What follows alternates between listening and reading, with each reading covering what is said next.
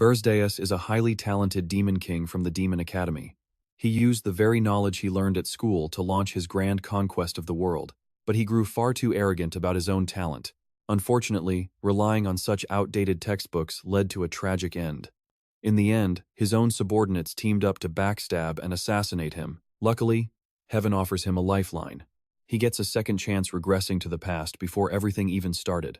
Armed with the bitter lessons of his previous life, how will he begin his Demon King journey this time? How will he get his sweet revenge on those betrayers? Just watch this, because Berze Deias had to pay with his very life to finally understand a harsh truth. When you ignore reality, you only live in denial. I failed to face the truth. Right below me stood the subordinates I poured my soul into training. I cannot accept how my beloved dark flames failed to harm those heroes. Why did their swords easily pierce through my hard scales and stab straight into my heart? I just cannot wrap my head around this. How is any of this even possible? I am superior to everyone. Entering the Demon King Military Academy as top of my class, I also graduated as the proud valedictorian. The rules are doctrines established by the first generation. He laid the very foundation of the demon world. I studied those teachings deeper than anyone and followed them to the absolute letter. Exactly as the Demon King rules commanded, I built a towering fortress and kidnapped princesses. Then, I nurtured the heroes who came to rescue them. To any Demon King, raw human rage is the ultimate feast. Killing them early completely ruins the flavor. The manual taught me that tormenting them makes the meal taste so much better. A stronger hero simply becomes a far more delicious prey. I followed the manual more faithfully than anyone else. Conquering the entire world was just a matter of time. If I just kept feeding on the sorrow and rage of those heroes, I would easily become the strongest Demon King to ever exist. Facing death, Berze Deias refuses to accept it. Why am I the one lying on the cold ground here? Blood dripping from his mouth, Berze Deias asks, "How did you do it?" The hero laughs, "How did we do it? You Demon Kings always love asking that, don't you? You bring this on yourselves, yet you always show that face of disbelief. I really don't get it." Berze Deias listens in complete confusion. "What nonsense are you talking about?" The hero replies, "Nonsense? You guys always make sure to kidnap the most famous princess just to send us a signal, like a warning that the Demon King is moving, so we should stop him. What an idiot. If it were me, I would have just killed the king outright, throwing the whole kingdom into chaos. But if I kidnapped the king, humans fighting over the empty throne would trigger a massive civil war. Then, their anger wouldn't target me. In the end, the Demon King himself wouldn't be able to grow stronger. That completely goes against the core teachings of the Demon King manual. On top of that, if we didn't climb, you sent perfectly scaled monsters to villages, trying so hard to train us to become stronger. Wait, are you seeing this too? But when we actually entered the tower, it got even easier. The first floor always had weak monsters, so we could train at our own pace, making it the perfect grinding spot. Berze Deias remembers it clearly never let the heroes die early, keep them safe to gather more negative energy. That was the sacred rule from the guide. A brutal kick lands. The sheer pain causes blood vessels to pop in his eyes. Resting his blade on his shoulder, he proudly says, "Once we get bored of this tower, we just kill the Demon King. Then, a brand new Demon King and tower will appear. This place is basically just a private hunting ground for us heroes, right guys?" The crowd below cheers, of course. "Thanks, Demon King. We grew so powerful because of you. You are truly the absolute best. You aren't our enemy, you are like our godfather. Besides, this tower setup was actually pretty decent. To think you did your best, Demon King, thanks for giving us the greatest hunting ground." Berze Deias stands completely frozen. "Godfather? My tower is nothing but a hunting ground to you?" The hero speaks up, "Well, you are pretty strong though. Plenty of heroes died this time, but that only made me more famous. So no complaints." He raises his massive blade. "Farewell, Demon King." Berze Deias trembles with absolute hatred. "Low-class heroes, don't make me laugh. How dare you mock me like this? What on earth is that stupid Demon King manual anyway? I refuse to die such a meaningless death." Raw power suddenly erupts from Berze Deias. "I am the Demon King." He gathers his remaining strength, his eyes flashing as he screams, causing the entire tower to shake. Berze Deias falls down, staring at the ceiling. Lying right at their feet, Berze Deias whispers, "Those who humiliated me." The mocking face of that hero burns into his mind. "You will pay for this with a curse." The hero demands everyone stay away from his head. "Those horns belong to me." Only now does the hero notice lightning crackling from Berze Deias' side. He boldly declares that even if his final life must end, but then, he suddenly senses something is horribly wrong. Wait, could this really be? By the time the hero realizes the danger, the lightning has already erupted violently. He screams out for everyone to run. But it is too late. Nobody can escape before the lightning violently explodes. Everyone turns to dust in that absolute destructive power.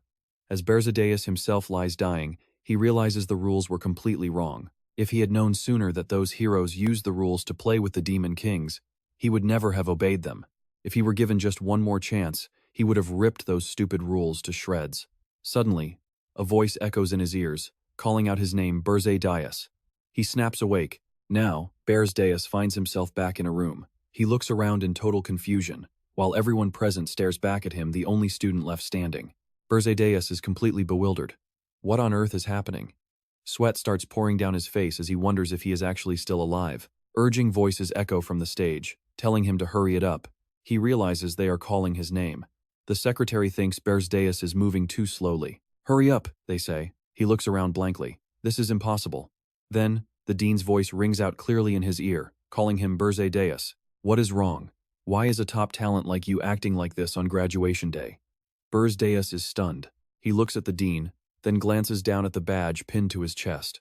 The red badge, given to all graduates of the Demon King Academy, a true symbol of power. Now get ready, because he realizes he just got a second chance. This means he is back 15 years in the past, right at his academy graduation. He has no idea how he returned, but this is his golden opportunity. An announcement rings out, inviting all graduates to step up to the stage. Suddenly, they call out his very own name. Next up is the oath of the graduates, the future demon kings of this world.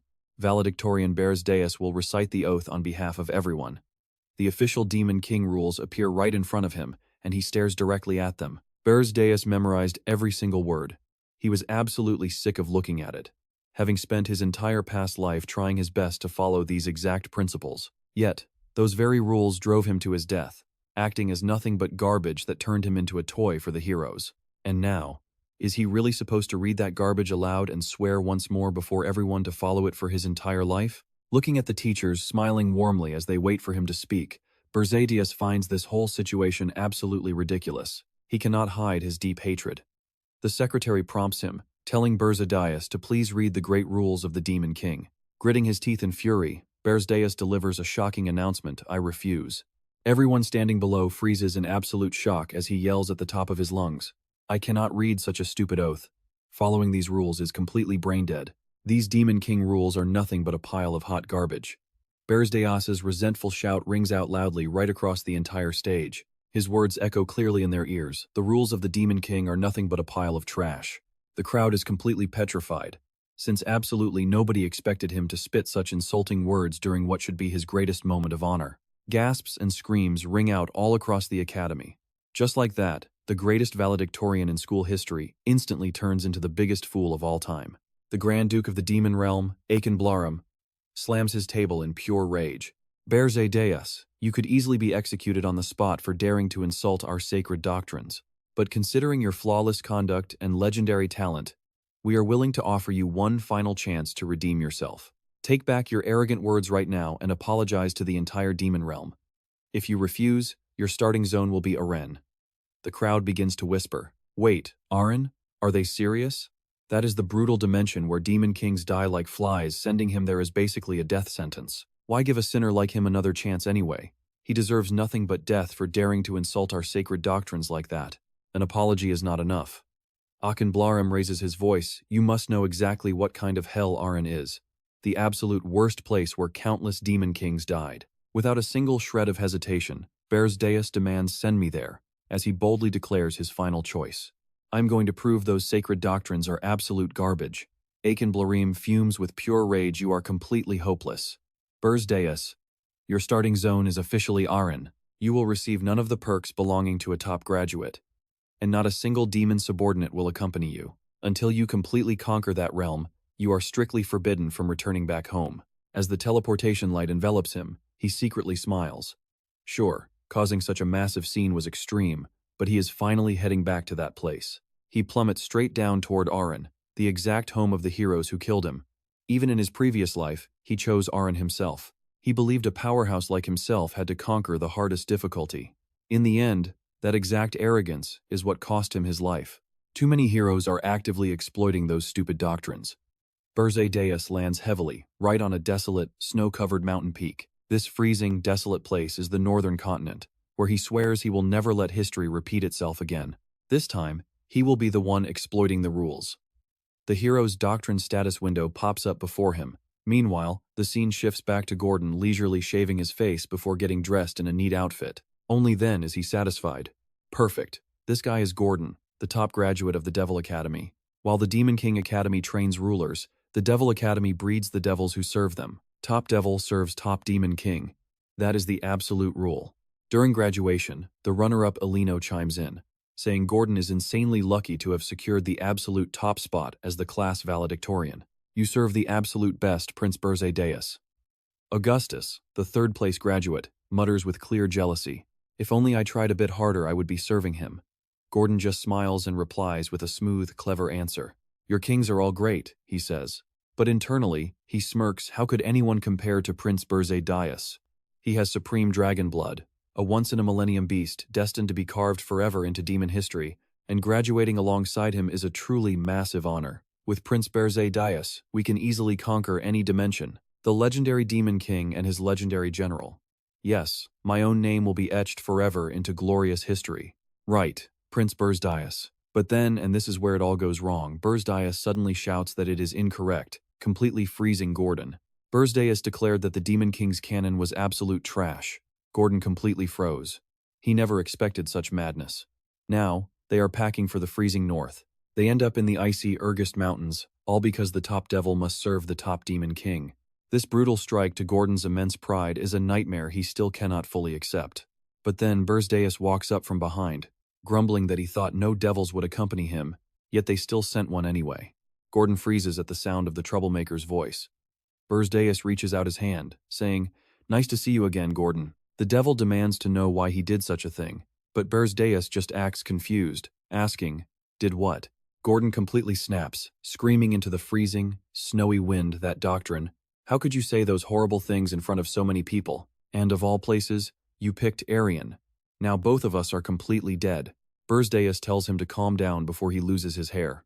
That casual attitude drives Gordon absolutely insane. Hair is not the issue here. Seeing him yank his hair out, Berze Deias spots a completely different side to him. Was Gordon always like this? Before the regression, he was always so calm. Gordon sighs, admitting that while it will be tough, they can pull it off as long as they work together. If it were not for Aren, I wouldn't even be interested. But Berze Deias knows the situation is entirely different now. Sharing the truth about my regression would make him think I am insane. Meanwhile, Gordon has to stop speaking just to hold back his rage. He grits his teeth, apologizing for his shameful behavior, promising that since they are here, he will do his duty. Berze Deias nods, citing the Demon King's canon, which dictates that a Demon King must construct a tower. However, they cannot hide it or place it in extreme environments, ensuring that the heroes can easily locate it. Gordon objects, warning that this place is surrounded by giant mountains, making it unreachable for humans, with powerful monsters crawling everywhere. You cannot build your tower here, we must move. But then look at this, Berze Deias just drops a glowing red seed onto the snow. No, we build it here. Just plant this tower seed, drench it in a Demon King's blood, and the tower will rise. Gordon completely loses it behind him, screaming that he is breaking all the rules, asking if he has thrown away his Demon King pride. Berze Deias replies casually, I have no intention of following it. In his heart, Berze Deias understands. For a devil, defying a sacred doctrine that is carved deep into his very bones is almost impossible to accept. Unless they actually die, or face something as extreme as death, they can never truly let it go. Because I was once the exact same. Squeezing the seed until it shatters, blood dripping down, he tells Gordon to listen closely. The doctrine is trash. Especially here in Aren. Gordon watches in silence as the ground begins to violently tremble, a massive surge of energy erupting from that tiny seed. Shooting up from the frozen earth, a vast, swirling crimson mist expands outward to form a perfect circle. He reveals the dark truth: the sheer number of heroes in Aren is absolutely ridiculous. Having lived through this once before, vivid memories of them flash in his mind. Then a system alert pops up verifying user, Black Flame Demon Dragon, Berze Deias. The tower summon completes as a massive, indestructible fortress, rises right out of the snow. Berze Deias adds quietly, and that is exactly why the Demon Kings keep dying here. After tearing down countless towers, humans realize there is a set system inside, and they have been using our own Demon King's canon to hunt us down. On this snowy ground, the canon is completely useless. Honestly, it should be called the Hero's Canon instead. Gordon stares up in complete bewilderment, wondering what on earth a hero's cannon even is, as a massive 6-story tower looms before them. Despite everything, he actually built it here.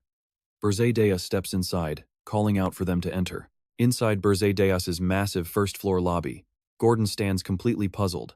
A normal demon tower should be a complex maze crawling with monsters, but here, there is absolutely nothing at all. It is a completely ordinary tower, perfectly fitting a budget demon king who does not get any special privileges.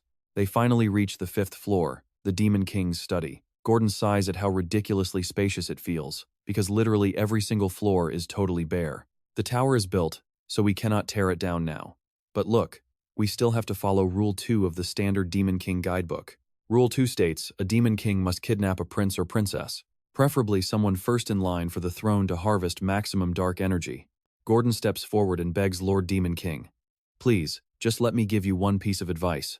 Berze Deias tells him to speak, so Gordon suggests Cohen Kingdom, right next to the Aced Mountains.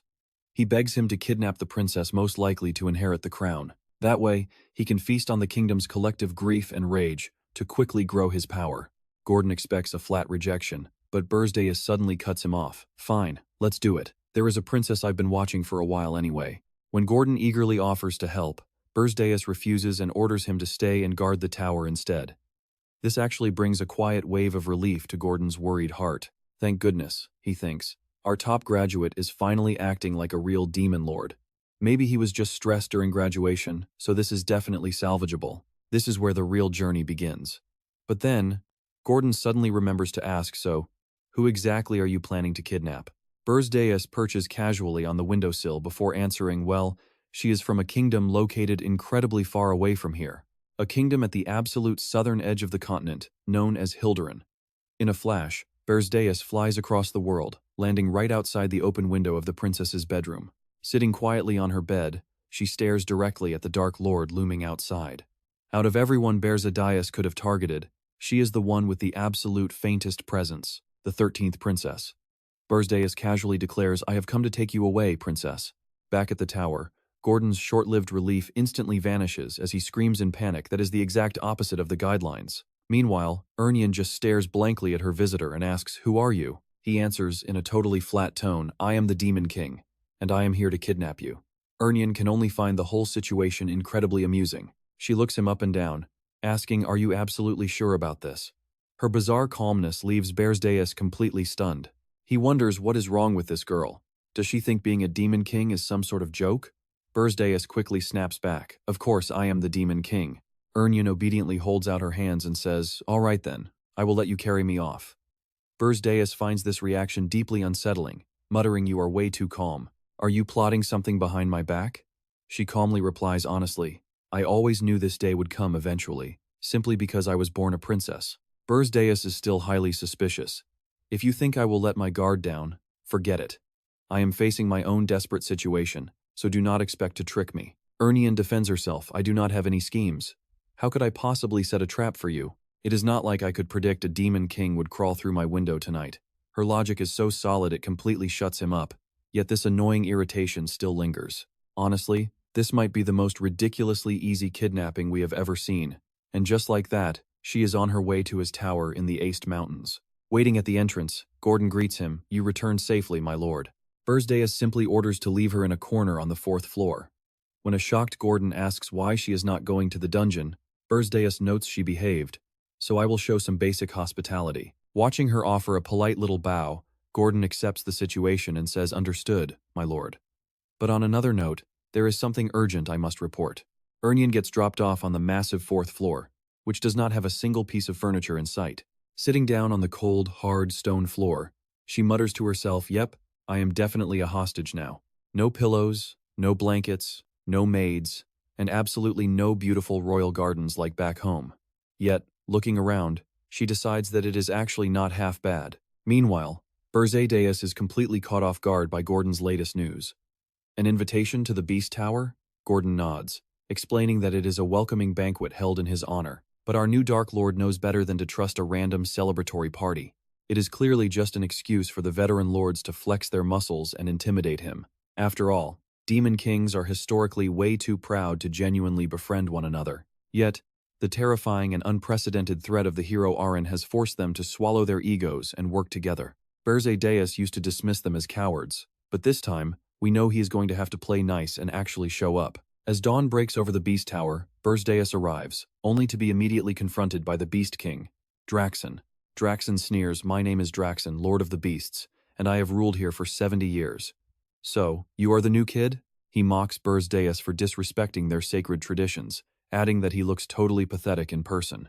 Berze Deias instantly regrets his decision, muttering to himself that he never should have come. Berze Deias cuts straight through the noise, demanding to know if he was invited just to pick a fight.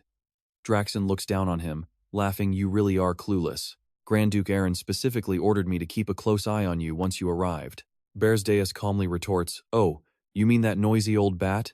Apparently, tossing me to the hero Aren was not enough to satisfy him. This drives Draxon furious, roaring, "How dare you speak of the Grand Duke like that? You have got some nerve," he snarls, throwing a half-eaten bone right at Berze Deias's feet.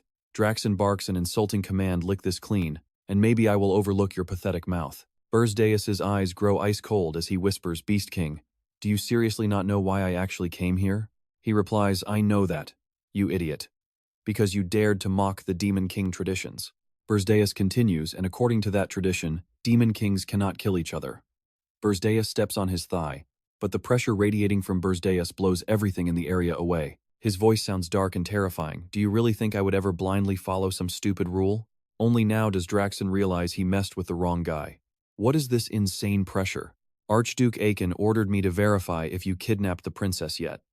If you fail to report back within 1 month, you will lose all of your rights." Berze Deias turns to leave. "I plan to watch you babble, but I already kidnapped a princess who is totally my type." Returning to his private tower, Gordon comments on today's events. "You truly showed the magnificent dignity of a demon king." Berze Deias replies, "It is no big deal. He probably won't dare pull any tricks now, but we still need to be fully prepared." "Gordon, go check on the princess. I must figure out how to exploit her value." Gordon obeys. "Yes, my Lord Demon King." Snowflakes gently fall outside the window while Berze Deias sits deep in thought. This is going to be trouble. If every other Demon King behaves like this, things are going to get pretty annoying. The fallout of mocking their traditions is way bigger than I expected, but even if I had to choose again, I would do the exact same thing. I would rather die than bow down to that garbage. I won't repeat my past mistakes. This time, I will rebuild everything from absolute zero. Since I only kidnapped the lowest-ranking princess, I will probably get a few hundred magic points at best. Even so, it was the safest path forward. But then, he opens the system to check his points. Berze Deias is stunned. 13,000 points. How on earth did he get this many? A system notification pops up. "You have received a video from the Beast Tower." A mailbox appears containing a message from Draxon, saying, "New Demon King, I sent this to congratulate you. Even though our first meeting was not very smooth, as your senior, this is the very least I can do for you. After all, what you achieved back in Aren was absolutely no easy feat. I am genuinely quite impressed by it." Wait, was mocking their sacred traditions just a cover? Berze Deias senses something is off. Suddenly, Gordon rushes into the room. "My lord, there is an absolute crisis." When he heads down to the 4th floor, he finds it overflowing with beautiful spring flowers, attracting butterflies everywhere. Berze Deias freezes in shock. What the heck? A system notification displays that the 4th floor of Berze Deias is naturalizing, wherein Hilderin sits playing in the water. "Oh, are you finally here?" He realizes she has literally built a thriving ecosystem inside his demon tower. This is only possible for someone who has mastered all 4 elements. There is only one high-level spirit mage on the entire continent. Berze Deias cannot believe it. "I definitely went straight to the castle of the 13th princess. But only a master could perform magic on this level." "Wait, you are not the 13th princess." And Hilderin laughs. "I knew it. You totally mistook me for Elena." Berze Deias gets a really bad feeling about this. "Wait, please do not tell me you are." She confirms, "Yes, my name is Hilderin. I am the eldest princess of the Hilderin Kingdom." Word quickly spreads back to the Hilderin Kingdom that their beloved eldest princess has been taken by a demon king. King Hilderin furiously declares, "Assemble the absolute strongest heroes and our entire royal army immediately. Find whoever dared to kidnap my precious Hilderin. I will personally behead that foolish demon king. So bring my Hilderin back." And Hilderin repeats those words and asks, "So, are you absolutely sure about this?" Berze Deias replies, "I heard of a genius spirit mage overflowing with magic power. There is absolutely no way I would not feel it. How did you hide it from me?" She raises her ring-bearing finger. I can completely conceal my magic power using this ring. It is a royal family heirloom. Does that answer your question? Are you going to send me back now? Berze Deias thinks if I return her, I will become a total laughingstock. No nation will ever fear a coward, making it even harder to harvest magic power. I guess I just have to commit now.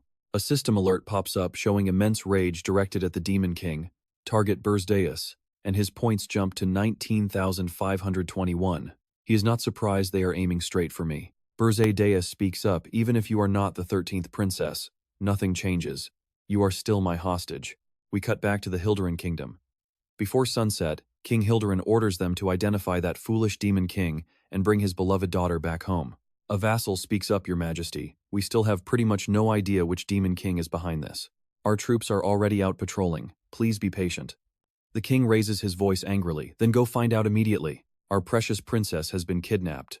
Yet you dare sit around?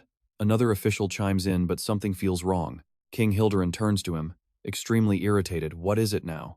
The minister replies, the Demon King of Lust recently kidnapped a foreign prince. That Demon King drew the wrath of way too many nations, and was ultimately eradicated by the legendary heroes. With such a dangerous precedent, yet another Demon King actually dares to kidnap our princess. Isn't that quite bizarre? Hearing this, everyone in the room falls silent. King Hilderan grips his golden throne tightly. He growls out it must be some reckless newcomer. Suddenly, a scout rushes inside, bowing low to report, Your Majesty, we found the traces of a teleporting demon tower heading far north toward the legendary mountain range, leaving King Hilderan absolutely shocked. At Berze Deias' tower in the mountains, Gordon speaks up, My Lord Demon King, the Hilderan army is coming soon. Do you really think you can handle them? Berze Deias just smiles. He is completely confident that the Hilderan kingdom cannot reach them. Over on their side, a strategic map is laid out. The Aest mountain range sits at the northernmost edge of the continent, while Hilderan is in the deep south. There is absolutely no way the kingdoms in between will just let an army march through. He knows letting a foreign army march across your sovereign borders is totally out of the question. They will have to hire the Hero Association. The Hilderan King orders we have no choice. Contact the heroes immediately. Cut to the Hero Association, where the shocking news is posted. Everyone is gossiping. Did the Hilderan princess really get kidnapped? What crazy demon lord would do that? It must be a newly crowned demon king. Wait, what? That place is crawling with nightmare monsters. I did not become a hero just to die. No way in hell. Who would go there? The Hilderan king is completely doomed. This is exactly what Berze Deias predicted.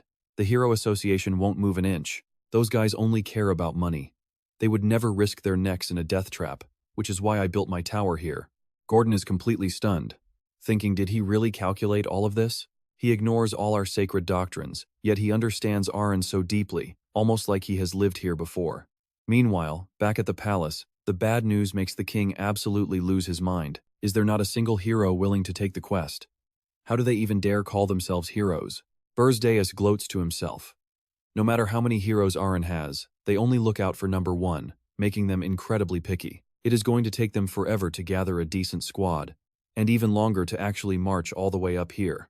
Even so, my current mana is not nearly enough to fight off an entire army of heroes. I know that fear all too well. Berze Deias gives a command, Gordon, contact Draxon. I am going to sell our mana in exchange for human currency. Gordon blurts out, yes, my lord. Then he completely freezes. Wait, what? Selling mana? Mana is our ultimate dark currency. The only thing allowing us to break racial limits, unlock tower features, and summon powerful monsters. And you want to trade that precious energy away for cheap human gold? Berze Deias is unfazed, yes, and I am sure Draxon will pay a massive fortune for it. With our current mana, we cannot stop those heroes. But with human wealth, I can pull off some pretty wild things. Scene cuts to Ho-Work near the Fortress Mountains, where a heavily cloaked figure slowly approaches the guard post. The sentries bark out, hold it right there. The traveler replies, just a mercenary. The guards sneer, what kind of crazy mercenary wanders into these dangerous mountains all alone? Now look at this. The traveler is actually Berze Deias, tossing them a heavy gold coin to shut them up. The guards instantly start splitting the bribe. Meanwhile, Berze Deias slips right past the gate without any issues.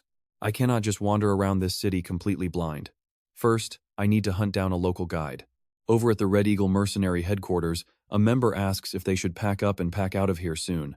But their captain, Alaric, gets totally excited. What do you mean? Leave. This spot is literal gold. Let the army handle the monsters, while we just swoop in and grab the loot. It does not get any better than this. From the balcony, a member yells down, "Captain, did you not hear the news? A new demon lord built a tower right on Mount Aste." Alaric laughs off the rumor. "You clearly do not know how demon kings operate. Those fools always build their fortresses in places where heroes can easily find them." Another mercenary chimes in, "Well, word is he even went and kidnapped the Hilderan princess." Alaric scoffs. "Have you ever seen a demon king travel to the absolute end of the continent just to kidnap a princess?" Another member speaks up. "What about this then? I heard the entire Hero Association actually rejected the rescue quest." Hearing that, Alaric leaps onto the table with a laugh. "It is all just a big show. What is a princess? A valuable royal heir. Those greedy heroes are just putting on an act to squeeze out a larger bounty. You already know how crazy they are for gold. The other guys buy it completely, totally makes sense." Suddenly, Berze Deias' voice rings out from behind. "Ah, so that is how it is." Alaric jumps in absolute shock and tumbles off the table. "Who the hell are you?" And right here, Berze Deias immediately targets him. "You guys are quite well informed, making you the perfect guide. Only the captain stays. The rest of you get lost." The angry mercenaries charge. "Are you the rat who sneaked in? Do not expect to leave this place alive." Without saying another word, Berze Deias proceeds to lay them all out. The entire gang is sent flying in every direction with blood splattering everywhere. Suddenly, a massive giant carrying a huge hammer leaps down from above. The giant swings his heavy weapon down with all his might, but Berze Deias blocks it effortlessly, sweating in pure terror. The archers above watch in shock as Berze Deias completely shatters the massive hammer into pieces. Alaric clutches his head, terrified. To Alaric, this guy is a literal monster as brutal beating sounds echo from inside the building. Outside, bypassers just sigh wearily. Another fight? Do those guys never get tired? Berze Deias completely wipes the floor with them, leaving the entire gang knocked out cold. Berze Deias steps toward the Chosen One. "Do not be afraid. Answer my questions and I will spare your life." Alaric bows his head, pleading, "Yes, my lord, just spare me." Berze Deias then asks, "Where is the slave market?" Alaric leads the way, guiding Berze Deias toward a massive mansion. Once they step inside, they find rows of cages locking up human prisoners. Glancing around, Berze Deias notices there are only human slaves here. Alaric asks if they are not to his liking, but Berze Deias simply tosses a heavy bag of coins. "Any rarer goods here?" Berze Deias asks. Alaric's eyes light up as he responds, "Of course, absolutely." Leading the way, Alaric remains calm. Berze Deias silently wonders how this guy can keep a straight face after seeing his subordinates beaten half to death. Greedy humans, chasing money, and demons craving mana are basically the same. Berze Deias steps inside a hidden room as Alaric respectfully guides him. Alaric gestured this way. Before this, God Dawn was curious, asking what Berze Deias would do with human money. So Berze Deias revealed he could buy slaves, specifically, otherworld races captured by humans. Berze Deias calculated that finding an elf known for being incredibly righteous and pure would be perfect. He plans to use that elf as a spy to completely disrupt the hero's party from within. Back at the palace, a soldier reports that Hero Hinlan has arrived. The king rejoices, saying, "Hero of Hilderan, I knew you would accept this quest." Hinlan kneels down loyally. "Of course, I will rescue the princess and bring you the head of that wretched demon king, your majesty." Shouting in the name of justice, the hero is clueless. Berze Deias' plan is incredibly tight: use an elf as a spy and ruin their ranks. It is bound to work brilliantly, since elves are famous for being pure, honest, and completely innocent. Back in the market, Alaric asks what kind of slave Berze Deias wants. Berze Deias points and says, "I am here for this elf, and Alaric will pay you." Alaric gasps in shock. "What?" Alaric stammers. Berze Deias releases a wave of terrifying pressure. "Do you have a problem?" The merchant cowers, squeaking, "No, of course not. Paying is only natural," Alaric quickly adds. Berze Deias then orders, "I need to check some things, so both of you get out." The seller warns that the elf might go completely wild, but Berze Deias casually assures them Alaric will take responsibility if anything goes wrong, before stepping toward the cage. Such a noble elf, Berze Deias thinks, yet here he is, reduced to a miserable slave. Sensing the strange energy, Granada demands to know if Berze Deias is a demon, and what business a demon has with an elf. Berze Deias tempts him. Here is the real hook, a chance to take revenge on humanity. Granada is highly suspicious, admitting the offer sounds incredibly sweet, but there is no way he can trust demons over humans. Berze Deias makes a promise: "If you stay loyal to me for exactly 50 years, I will guarantee your complete safety and freedom." For an elf, 50 years is basically a blink of an eye, which is infinitely better than being humiliated by humans day after day. But Granada quickly counters, "You are a demon. and your kind is actively trying to destroy the world tree that my people serve to keep this world alive. So tell me, why on earth should I ever trust a word you say? Besides, a demon asking an elf for help is just bizarre. Berze Deias is quiet, knowing the elf hit the nail right on the head. Berze Deias smirks and proposes a deal. I swear on the sacred rules of the great demon king that I will keep my word and never touch the world tree. In return, you will swear to the world tree that you will remain absolutely loyal to me for the next 50 years. Granada understands the demon king's laws are just as sacred to demons as the world tree is to elves. Granada relents. You are a bizarre creature, but if you are willing to go that far, I am Granada of the Maple Leaf tribe. I will make the oath, but only after meeting the demon king who sent you. Berze Deias grins. I am the demon king. Granada freezes in pure shock, gasping. What? Granada bursts into hysterical laughter. Do not make me laugh. There is no way a real demon king would personally crawl out here. A demon king only gets weaker the further he travels from his tower. Why would he risk coming here just to buy a single slave? If you really are the demon king, I will pledge my loyalty to you for the next 100 years. And just like that, check this out, Granada is locked into a century-long deal. Once inside, Berze Deias reminds him that he was the one who suggested it. Only now does Granada finally believe it, asking, "Are you seriously the demon king? Wait, this is a total scam. You never mentioned this tower was completely empty. I went all the way to the 3rd floor, and there is literally nothing there. The 4th floor is just random trees and grass. What kind of useless tower does not have a single monster guarding it? At this rate, you will not even survive a year. The heroes will tear you to shreds, and there is absolutely no way I am working in a dump like this." Berze Deias instantly releases his heavy bloodlust. Did you already forget that we signed a binding contract? Granada shuts up, overwhelmed by the crushing magical pressure. He really is the demon king. His tower might look empty and pathetic, but not a single monster in this entire mountain range dares to come near us.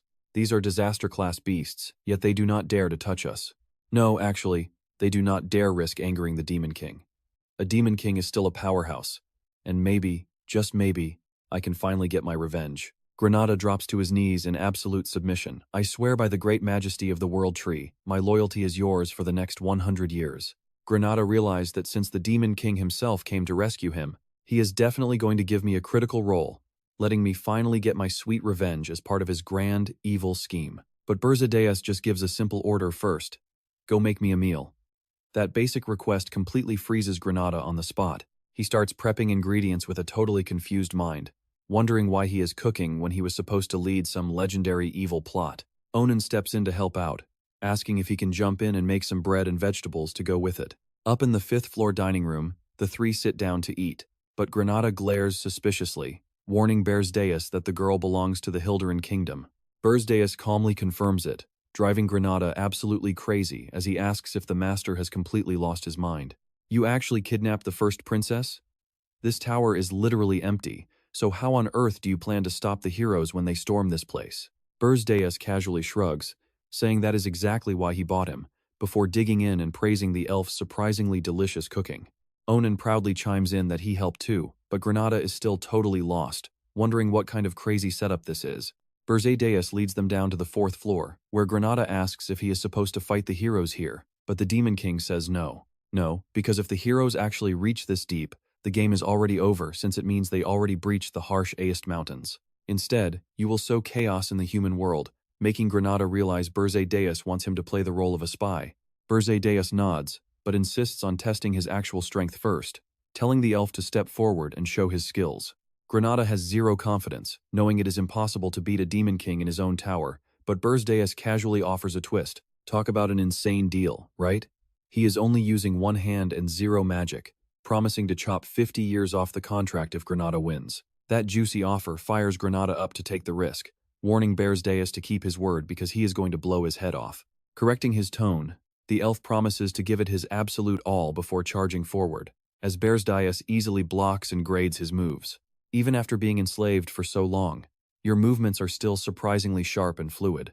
He wonders if Granada absorbed 4th floor mana or just boosted his body, noting it is a perfect elven combat style, as Granada grins confidently. Granada boasts that ordinary elves could never match him, telling Berze Deias to blame himself for picking the wrong opponent and the wrong battleground.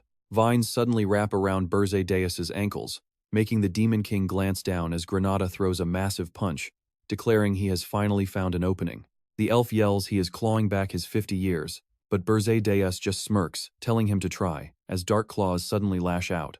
Berze Deias warns the proud elf to never forget who his opponent really is, promising to carefully restrain his terrifying raw strength so he doesn't accidentally end his life right here. Granada senses immediate danger, and a single, heavy strike sends massive shockwaves vibrating all the way through the stone tower. Shifting over to Horton Work, headquarters of the Red Eagle Mercenary Guild, Alaric's eyes light up with pure greed. Alaric tells Berze Deias it is an absolute honor to meet him again, as the Demon King gets straight to the point, asking to hire them for a whole year. Alaric eagerly asks what his budget is, while his severely bandaged men whisper in the background that their boss is shamelessly kissing up to the very guy who recently thrashed them. Maybe it is time to change careers instead.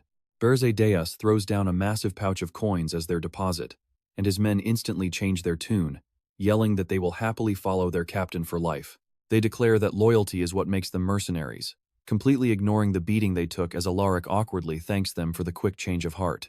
While the boss privately resolves to recruit a completely new crew, Berze Deias adds one condition: they must take a specific recruit into their ranks. Alaric agrees instantly, but his crew nervously tells their captain to wait, hesitant about letting some random stranger join their squad. But before they can protest further, Granada steps out with his face swollen and bruised beyond recognition, introducing himself as their new recruit. Just look at him, their own bandaged wounds are absolutely nothing compared to his, making the battle-hardened mercenaries burst into tears of pure pity. Sharing the same terrible misery, they start comforting each other as their bond suddenly tightens, leaving Berze Deias to watch them silently, thinking they look pretty pathetic. Yet, as local veterans, their specialized experience in this region is practically impossible to find anywhere else, making them highly valuable assets.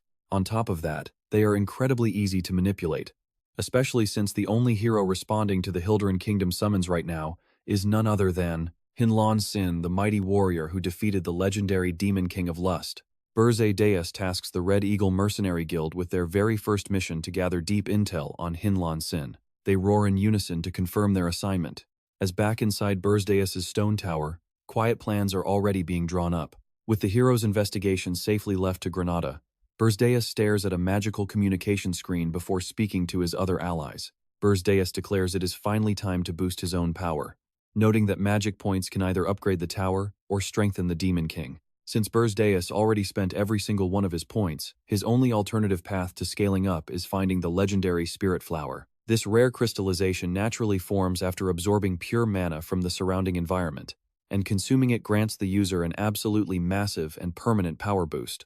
Deep within the brutal Aced Mountains, a treacherous place packed with violent mana storms and incredibly powerful monsters, this pristine nature has barely been touched by humans. That is why these spirit flowers have spent years absorbing natural mana. As a result, their energy has become incredibly refined. This place really is an absolute treasure trove of spirit flowers. For demons, they are not as effective as raw mana, but they are still better than nothing. As Berze Deias prepares to set off to find some, Gordon voices his worries. It is too dangerous for the Demon King to go unprepared. It is like looking for a needle in a desert, and those magic beasts are no better than wild animals. They will surely attack the moment they see an opening. Berze Deias understands dealing with monsters is easy, but as Gordon said, finding the flowers will be a real pain. Gordon nods in agreement, stating they would need an exceptionally skilled mana detector. Right then, a soft knock sounds at the door. Ernian pokes her head in, asking if the two of them are busy. With both of them agreeing to let her accompany Berze Deias outside, Ernian skips around happily. She smiles and says she is so excited because things have been quite boring lately. You have to keep your promise, she reminds him, about letting her decorate the 4th floor however she wants. Berze Deias agrees, as long as she can find the spirit flowers, though he secretly thinks she has already decorated it her way. Who knows how far she is going to take this? Frankly, just the thought of a captive princess decorating the Demon King's tower is completely insane. Ernian secretly rejoices as well, never imagining she would actually get to leave the tower. She is glad she stopped by.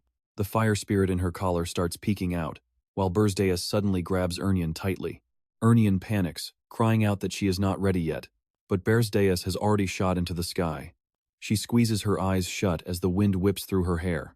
Once she feels safe enough, Ernian slowly opens her eyes.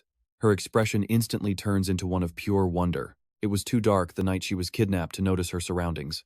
As Ernian flies past the mountains beneath the brilliant sunset, she marvels at how vast the world is. reflecting on her repetitive past life of magic training, political lessons, and endless studying. She had expected to live that boring loop until the day she died.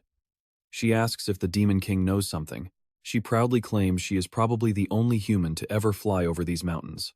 Berze Deias replies that he does not care, telling her to just do what he asked. "Please call me Ernyan," she insists, since they will be stuck together for a very long time, making it much easier to talk. Upon landing, Berze Deias silently realizes he might have let her get a bit too comfortable. He decides it is time to put her in her place. Asking if she has forgotten her place and wants a transfer to the deep dungeons, Ernyan quickly apologizes and admits her mistake. Berze Deias orders her to use her spirits to find the flowers immediately. Ernyan obeys, releasing her water spirit and whispering for it to return safely. The water spirit immediately flies off. Berze Deias figures it will take quite a while, though it is still faster than searching with Gordon. But get this, the little water spirit returns almost immediately. It found one! A gorgeous bloom is sitting nearby, but some monsters are currently guarding it. Berze Deias notes that they have some early guests. These wild magic beasts are actually descendants of demons who abandoned the demon realm. He demands that if they have any demonic honor left, they must obey the Demon King, leave the spirit flower alone, and scram immediately. They completely refuse, roaring that they do not listen to demons, despise him, and want him dead. Berze Deias cackles, realizing Gordon was right to think these wild beasts are brainless.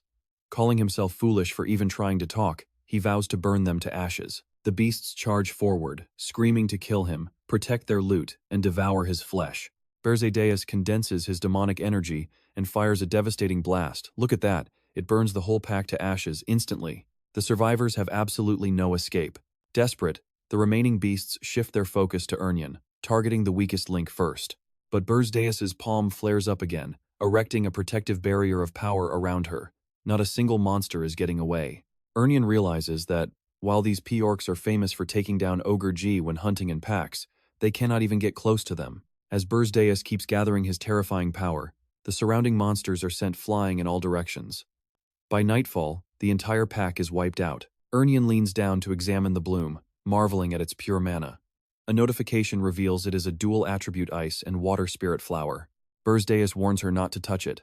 She quickly obeys, but then Berze Deias decides to show some leniency. He tells her if she finds more, she can keep one.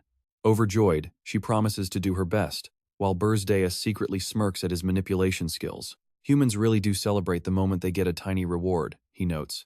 Sadly, they will never find a second spirit flower. Despite Ernyan searching until she is completely exhausted, they eventually return empty-handed to Berze Deias's tower. Looking at the flower in his hand, Berze Deias realizes the Hilderan princess he once deemed a disastrous mistake might actually be quite useful after all. Gordon arrives with a report, stating he has just received news from Granada. Berze Deias is genuinely surprised at the speed. Gordon reveals that the hero, Hin Lan, along with 32 other champions, has departed from the capital of Hinder, though they are not heading straight to Aest. Instead, they are taking the classic hero route, forming a party, and leveling up by completing random quests for local villagers. They will only grow stronger. Several holograms pop up right before Berze Deias.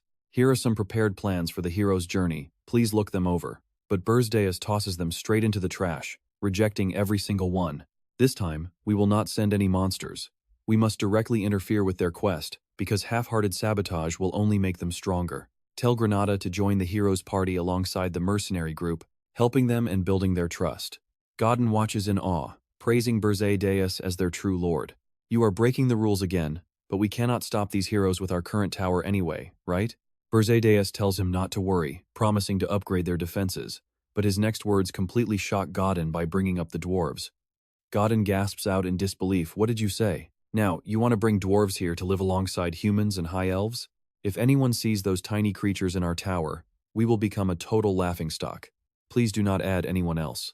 The cold pressure of Berze Deias's aura acts as a sharp warning. Godden immediately falls silent. Berze Deias clarifies that he never said they would stop the heroes with just dwarves. To be precise, we need their magical engineering. Think about it. Since the heroes are used to the typical Demon King layout, they will open the first floor gates expecting weak fodder. But what if dozens of cannons are waiting for them? Honestly, this is wild. No hero could ever expect dozens of cannons on the first floor. He tries to protest, wait, even so, this completely breaks the standard rules. But by the time Godden snaps out of it, Berze Deias is already gone. Godden clutches his head in despair, sighing, "Oh no, is he kidnapping someone again?" Deep inside the underground dwarf city of Wonner, Logar is hard at work, sparks flying everywhere from his hammer. As the undisputed master blacksmith of the dwarves, Logar is now the prime target of a demon king kidnapping. Arriving in the dwarf city of Wonner, Berze Deias recalls his past. Before his regression, he fought against countless dwarves, but this is his first time actually entering their city peacefully. Berze Deias walks into a tavern called the Midnight Chin and slides a few coins across the counter. "I want to commission a weapon, but do not know the way. Where can I find the best blacksmith around here?" Cedric eyes the hefty bribe, noting that, for a mere human, this guy certainly knows how to speak their language. Berze Deias smirks, noting he heard dwarves love gold just as much as heroes do. Cedric cannot disagree. "You are not wrong," Cedric says, pointing him toward a massive crater right in the middle of the city. "Take the elevator down. It scans IDs to drop you off at the authorized level, a double-layered security system to filter out intruders." Berze Deias walks over to the railing and simply leaps over the edge to save time. He ignores the elevator, heading straight for the deepest hidden workshop. Berze Deias slips inside, following Cedric's directions to find his target. There, the greatest craftsman awaits. Sure enough, Berze Deias spots Logar passionately hammering away at a glowing blade. Standing right before the legendary Logar, Berze Deias is impressed, watching the mana dance around his bellows. This is truly the work of a master. Berze Deias reaches his hand out to silently kidnap the dwarf, but Logar suddenly stops his hammer mid-air. Logar spins around, unleashing a blast of fire. Berze Deias is shocked that the blacksmith sensed his faint mana. Logar charges forward, forcing Berze Deias to block a heavy hammer strike. Berze Deias murmurs in surprise, "So you are actually a hero?" The dwarf proudly confirms it. "Yes, I am the hero Logar, whose smithing blesses weapons with legendary strength. A demon foolish enough to step into this city of dwarves will not leave here alive." Berze Deias sneers, telling him he talks big for someone so weak. Berze Deias grabs Logar by the throat, revealing he is the Demon King as the hammer drops. Two dwarves burst inside, apologizing for the intrusion and asking what all the noise was about, but the room is completely empty. Sirens wail through the streets. Master Logar is gone. An intruder has kidnapped Master Logar. Alarm bells ring across the district as the guards shout to lock down the city and search every corner, because he cannot have gone far. Meanwhile, Berze Deias is hiding on a high rooftop, warning Logar that one peep will cost him his life. Logar nervously asks why the Demon King is here, wondering if he came for the princess. Berze Deias has no interest in her, but Logar doesn't believe him. "Stop lying," the dwarf snaps. Berze Deias ignores the attitude, ordering him to show the secret escape tunnel all dwarf blacksmiths build for emergencies. Logar complies, still convinced Berze Deias is after the princess. Logar curses his luck, lamenting that he lived peacefully just to avoid the Demon King, only for this nightmare to happen. His status screen pops up: Logar, dwarf hero, trait, cowardly. Seeing his reluctance, Berze Deias offers a deal. "How about I kidnap the princess instead and let you go?" Logar tenses up instantly. He asks what Berze Deias is planning. Berze Deias threatens him, amused that this selfish hero would trade his princess to save his own skin. "If rumors like that get out, how do you think the other dwarves will look at you?" He snaps in anger. "Anything but that. Damn it." Cursing that evil bastard in his head, Logar knows he is already quite famous for being incredibly weak. If word spreads that he sold out the princess, everyone will believe it. That is a one-way ticket to a lifetime of brutal torture. B demands he make a choice: betray the princess or follow me. Logar panics, because he naturally wants to protect her but dreads being tortured. B reads Logar's mind perfectly. "Help me," he promises, "and I will keep you safe. I swear on the honor of the Demon King." Logar actually buys it. Honor is like a sacred religion to a Demon King, so there is no way he would break that kind of vow. Well, in that case, Logar's whole attitude shifts to pure eagerness. "Let's get to the secret tunnel right away," he urges. "Why the shocked face, my lord?" Meanwhile, at Logar's workshop, the princess of the dwarf kingdom is investigating her missing blacksmith. Louise is highly upset over his disappearance, wondering where on earth Logar went while in the middle of forging her weapon. A soldier suggests Logar might have been kidnapped, but she instantly snaps at him to shut up, pointing out Logar is a hero. What kind of hero gets kidnapped so easily? The soldier nervously explains that while he is a hero, Logar's combat skills are quite low. Louise does not care. "Shut up and find him," she orders. "Find the bastard who took Logar and drag him right to me. If you fail, prepare to lose your heads." Meanwhile, Logar is sweating bullets as he leads B out through a tight, hidden passage. Staring straight at the dwarf's rear end in front of him, B coldly asks how much longer he has to endure this disgusting view. The tunnel is just too tight. Lager groans. I have no choice. We are almost there, so just deal with it. B snaps at him to hurry up, and they finally squeeze out of the dark hole. My job here is officially done, Lager says. I showed you the tunnel, so you are on your own from now on. See ya, Demon King. B just chuckles coldly. What kind of nonsense are you spitting? Lager gasps, reminding B that he swore on his honor. You said you would keep me safe if I helped. B scoffs, saying that garbage honor means nothing to him, leaving Lager in tears. This is absolutely wild. B has zero honor, and Lager is definitely regretting his life choices right now. He should have just agreed to sell out the princess earlier. Lager slams his head down, begging, and claims his top-tier alchemy skills are unmatched by anyone. I can forge absolutely any kind of weapon you desire. B raises an eyebrow, a hero willingly working for the Demon King. Desperate to prove his worth, Lager quickly agrees, saying why not? Please use me however you like. I can even steal secret intel from the dwarf city. For now, Lager is just trying to stay alive. B smirks, surprised Lager would go so far to pledge loyalty. Fine, he says. I will show you a bit of mercy. Lager bows frantically, thanking him over and over. Long live the great Demon King, he yells, while secretly feeling incredibly smug inside. You idiot. Did you really think I would submit so easily? Playing a double agent sounds quite nice. The second I escape, you are dead meat because I will raise an army. Just wait and see, the great Lager is coming back. Instead of escaping, Lager gets dragged to the 4th floor of B's tower and completely freezes up. Gon freaks out, asking why the Demon King brought a dwarf hero back here. B immediately commands him to keep his mouth shut. Granada rings in with a report, quite shocked to hear they are taking in dwarves now. B says he will explain it later. Anon runs over, asking if Lager is a hero coming to save her. A very confused Lager asks why he is here since B promised freedom. B corrects him, stating he never said that. Lager protests, saying B definitely promised to show him some mercy. Oh, this is gold. B basically tells him mercy just means keeping him alive, after knocking him out cold and dragging him here. Naturally, since no one knows what tricks he might play. Hearing this, Lager just starts laughing. Lager laughs so hard his eyes roll back, his cackles echoing across the 4th floor. B asks if he is really that ecstatic about becoming his minion. Lager enthusiastically replies that of course he is happy, and B praises his surprisingly great attitude. With that great attitude, I have a mission for you. Lager quickly drops to his knees, asking what it is. B orders him to set up heavy artillery on the 1st floor, to completely crush the heroes gathering at the camp. Meanwhile, reports show a pretty weird rumor spreading among the heroes right now. Word is that the new Demon King uses black fire, so they are gearing up with fire-resistant armor. Rumors also claim he is just too afraid to send his beasts out. B notes that those guys clearly have not lost their fighting spirit yet, but they will get absolutely nothing out of this crusade. Whether it is glory in battle or piles of gold, they will eventually lose all interest and fail to grow any stronger. This is a battle against time, B says, so there is no issue at all. Just keep monitoring their every move. Granada acknowledges the plan, understanding how B is slowly draining the hero's resolve by withholding his beasts. This Demon King has a pretty deep understanding of human nature. Seriously, has there ever been another lord like him in history? Thank goodness he is not my enemy. Berze Deias points it out clearly. However, there is one pretty strict rule: you cannot use mana stones. I do not care how you remodel the 1st floor, as long as you follow that limit. Lager gets pretty worried about this issue. Traps without mana stones will not have any effect on those heroes at all. Berze Deias reminds him that figuring it out is his job. Lager still tries to advise him, but Berze Deias completely cuts him off. The heroes are deeply loved by this dimension, meaning their ability to sense energy is pretty outstanding. If you build traps with mana stones, they will easily sense them before they can even trigger.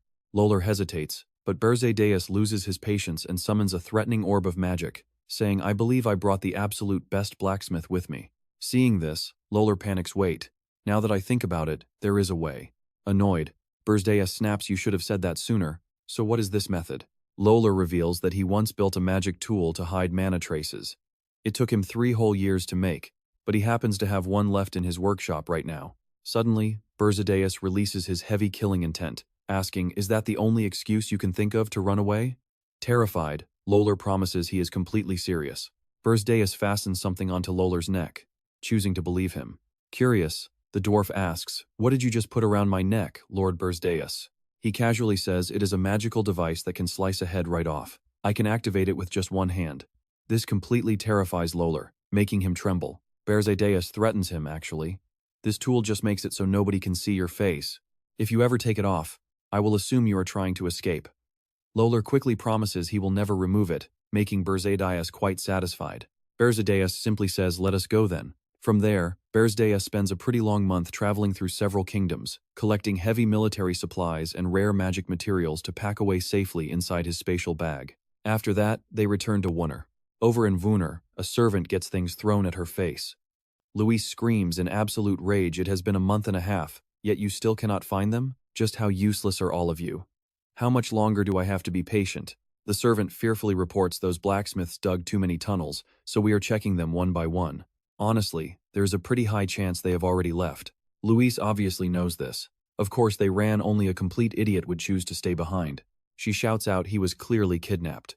"I am giving you exactly 2 weeks. Find the kidnapper, or you are all dead. Understand?" Terrified, the servant promises they will find them. Louise orders the remaining guards to leave immediately and block up every single tunnel the blacksmiths dug, and they quickly disperse. They yell, "Yes, princess," right away. Soon, the room falls completely silent. Louise glances at a sword lying on the ground. This was supposed to be my weapon, forged by Lolar himself before his kidnapping. She thinks, "Lolar, you better be alive, because you cannot die until my weapon is finished." Right then, here is the crazy part. Lolar crawls out right behind Louise. Hearing a noise, she spins around. A system notification flashes. The facial recognition jammer mask is currently active. Louise mutters, "That is one of his secret tunnels. Only he knows about it." "Which means you are..." She suspiciously calls out Lolar's name while the face-jamming mask stays active. He answers her, and Louise cracks her knuckles in absolute rage. "What did you just say? You absolute bastard, you really came back. Did you run away just to avoid forging my weapon?" Lolar feels completely wronged. Stammering it is a huge misunderstanding, but the intense killing intent dripping from her words makes him freeze. "A misunderstanding," she sneers. "No, I do not think I am misunderstanding you at all. How dare you insult my pride? I am your princess. From now on, you are my absolute slave. You will forge weapons for me until the day you die. But first, I will punish you for running." Lolar closes his eyes and screams for mercy. Suddenly, a blast of magic erupts from the tunnel, blowing her backward. Louise retreats, demanding, "Who are you?" Berze Deias steps out from the dark tunnel and calmly orders Lolar, "Go grab your tools." Lolar quickly replies, "I will do it right away." With Berze Deias' face-jamming mask still fully active, Louise glares at him, asking, "Who the hell are you? Why are you helping that pathetic dwarf?" Berze Deias replies, "I am the master of the poor blacksmith you have been exploiting this entire time." Louise charges forward in rage. "Absolute nonsense. He is my slave. He belongs to me forever. Who are you to try and steal him from my hands?" Berze Deias' eyes flash with bright flames. He spins around to throw a heavy kick, but Louise manages to block and catch his leg. Surprised by her speed as she punches at him, she sneers, "You are done. But now, watch this move." Berze Deias leaps into the air and grabs her head from behind. The two of them clash fiercely, locked in a brutal stalemate with neither side backing down. Berze Deias knows her status well. Louise, second princess of the Dwarf Kingdom. Even if she is not a hero, she is still incredibly strong. Before I regressed, she was easily one of the strongest fighters alive, way stronger than she is right now. I could easily kill her before she grows to her full potential, but doing that means using every bit of my strength and mana. Compared to my past self, I am simply not as strong yet. If I exhaust my power, her guards will easily capture me. Since I ended up using my power, she is going to realize I am the Demon King. What a pain. While they fight, Lur frantically dismantles the machine. He asks Lur if he got everything, while Lur reports he is still dismantling it. The massive Mana Mirage skill conceals all traces of mana. Seeing the creator Lur working way too slowly, Berze Deias threatens him, asking if he wants to die. "Get it done in 1 minute." Lur speeds up, promising to go fast. But look at this, Louise unleashes her energy because she is totally ignored. "Who allowed you to do that?" Berze Deias warns Lur that if they get cornered, he will just leave him behind. Lur just wants to cry, promising that he will pack everything up very quickly. Berze Deias worries about how long he can hold out without his true power and mana. Meanwhile, the two keep clashing, causing their colliding energy to explode. Louise screams out that she does not know where he came from, but he will not leave this place alive. She threatens to break Lur's leg so he can never run, but Berze Deias mocks her, saying she sounds just like a demon king. "Just give up, dwarf princess, because I am taking the blacksmith and this gear." With the parts loose, Lur finishes up and yells that he is done. Louise is furious, screaming at Lur, asking if he really returned just to steal that machine. Did you think I would make it easy? Sensing an opening, Berze Deias spins and kicks her, sending Louise crashing straight down to the ground. Berze Deias yells for Lur to grab the dimensional bag. She leaps back up, screaming that the attack was useless, but the room is empty because they already vanished with the pocket bag. The guards rush in after the fight, asking what happened. Louise vents her rage, yelling if they plan to show up only after she died. Lur escaped, so go chase him through the tunnel. Did that bastard block the tunnel already? Does he really hate making weapons for me that much? Truly interesting, Lur. Fine, I will track you down myself.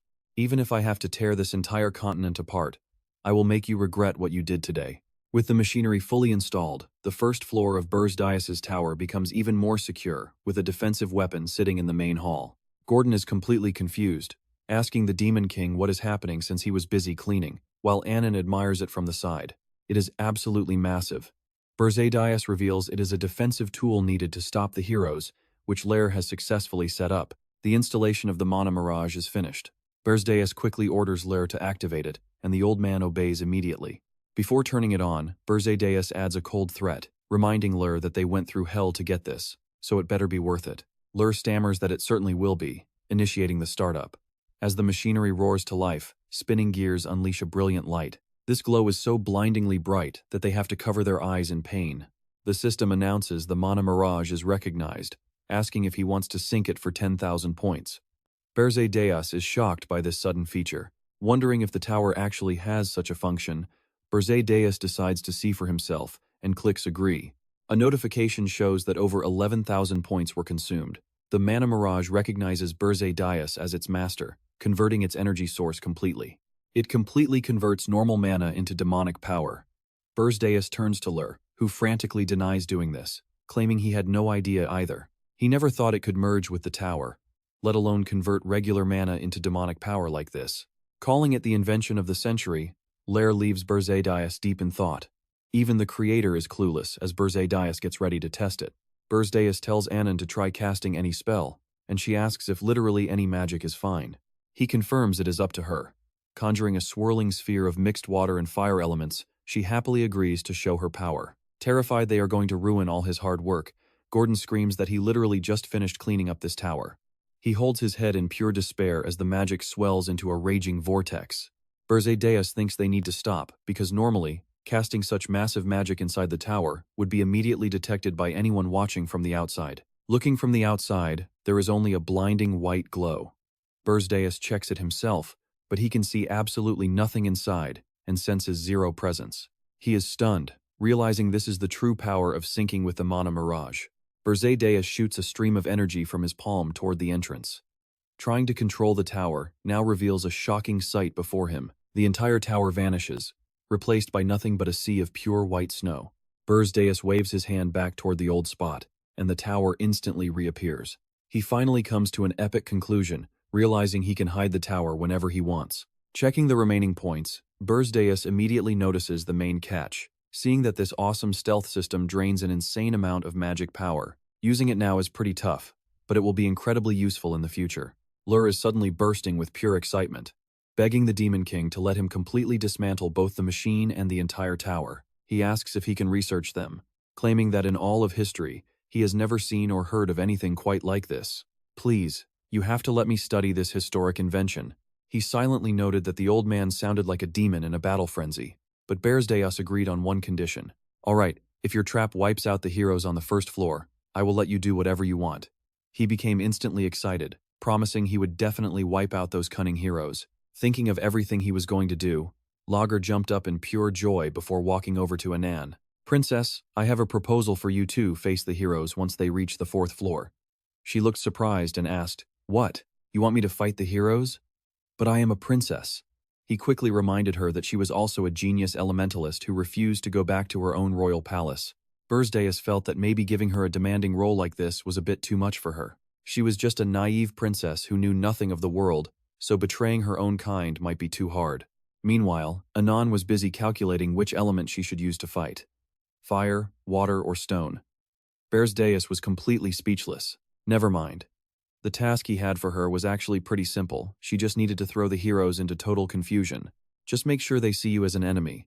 If things go well, I will grant your wish again. Anon nodded. All right, I will find an opportunity. But I have one condition. Introduce me as the Demon King's subordinate, not a princess. He accepted right away, saying it was a deal. I agree, that's easy enough. She winked playfully, wondering to herself how she should actually go about fighting them. Maybe I should use my beauty to seduce them? I'm pretty confident in that department. Berze Deias flatly refused, telling her to just do as she was told. Anon nodded, and after handing out their tasks, Berze Deias sat back down to operate the screen and get on with his work. With that, the basic setup was complete. Here's how he planned to thin out their numbers: mass mana cannons placed right on the first floor. Then on the fourth floor, they would finish off the rest by using the princess as bait. But that still wasn't enough. At this rate, he wouldn't even be able to wipe out half of those 200 heroes. In the end, did he still have to grow stronger himself? This water ice hyacinth was a spirit flower, corrupted by demonic power. These corrupted spirit flowers were uniquely effective against the demon race, meaning he would definitely need to harvest more of them. So Berze Deias continued his journey. Let's go, princess. Sadly, they didn't get the results they wanted. Anon sighed, asking if there really wasn't any here either. Berze Deias realized this was already their third attempt. Maybe they had just gotten lucky before. Those useless spirits were proving completely worthless. Meanwhile, she found it strange that an orc had suddenly appeared before them, silently observing their every move. Just when he was looking for a place to vent, and you won't believe who shows up, those pun orcs are back again. One knee of this giant pun orc knelt heavily on the freezing cold snow. Grutu knelt down and spoke. I, Grutu, chief of the Blue Ice Clan, greet the Demon King. Please accept our tribe as your loyal subjects. Behind him, his entire clan echoed his words, begging to be taken in. They had completely submitted to Berze Deias' overwhelming power. He looked down and asked, "You actually want me to accept you as my subjects?" Grutu explained, "Our ancestors were actually demons who betrayed the demon world in the past. We still carry that original sin on our shoulders. Please grant us the honor of serving you, Demon King." Berze Deias coldly cut him off. "Enough, cut the sweet talk. In the end, you just want to get stronger by becoming my subjects, don't you? Besides, you guys are far better suited for demonic power than any spirit flowers." Grutu realized he had been seen through completely, so he ordered his men to bring forward a chest. When it was opened, Berze Deias accepted the 3 rare flowers inside. So that was why they couldn't find any. "You are eloquent, prepared, and you even know how to negotiate. For a bunch of pun orcs, you guys are unusually smart." Grutu quickly explained his reasoning. "To survive in this harsh land, our tribe values wisdom over raw strength." Berze Deias smirked. "And you came to find me to become stronger? Is it because you lack strength?" Grutu nodded silently in response, and Berze Deias smiled, thoroughly impressed by their cleverness. Wisdom over strength? A magic circle suddenly flared to life on Berze Deias' hand. "I like that, but I will only accept you." A glowing red dragon emblem was burned directly into Grutu's flesh. "Grutu, roam these frozen plains and expand the tribe for me. Wait for my orders, and I will reward you with something far greater than mere strength. Your tribe will become eternal." The system immediately updated his status. Grutu, race pun orc, status Demon King's subordinate. The chieftain knelt, declaring, "Thank you. We dedicate our absolute loyalty to you." Demon King. Behind him, the rest of the clan echoed in unison, "We dedicate our absolute loyalty." Back at the Aced Mountains, everyone was preparing at Berze Deias' tower. Outside stood the pun orc army. The first floor of Lur Tower held 60 mana cannons, and the fourth floor was guarded by Aren. Berze Deias sat watching. Now, all of his chess pieces were finally in position. He was ready to welcome a sumptuous feast from the heroes.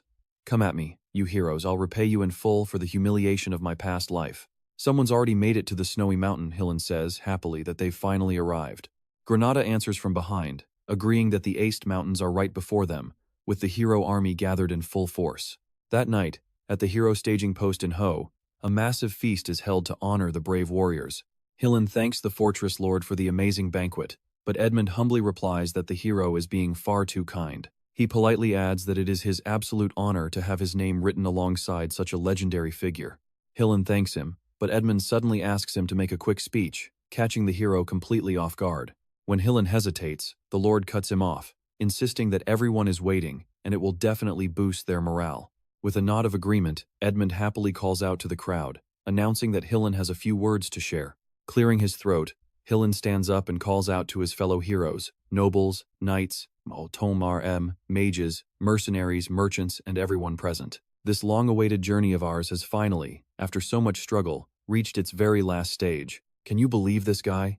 He's actually claiming the Demon King is terrified of their justice.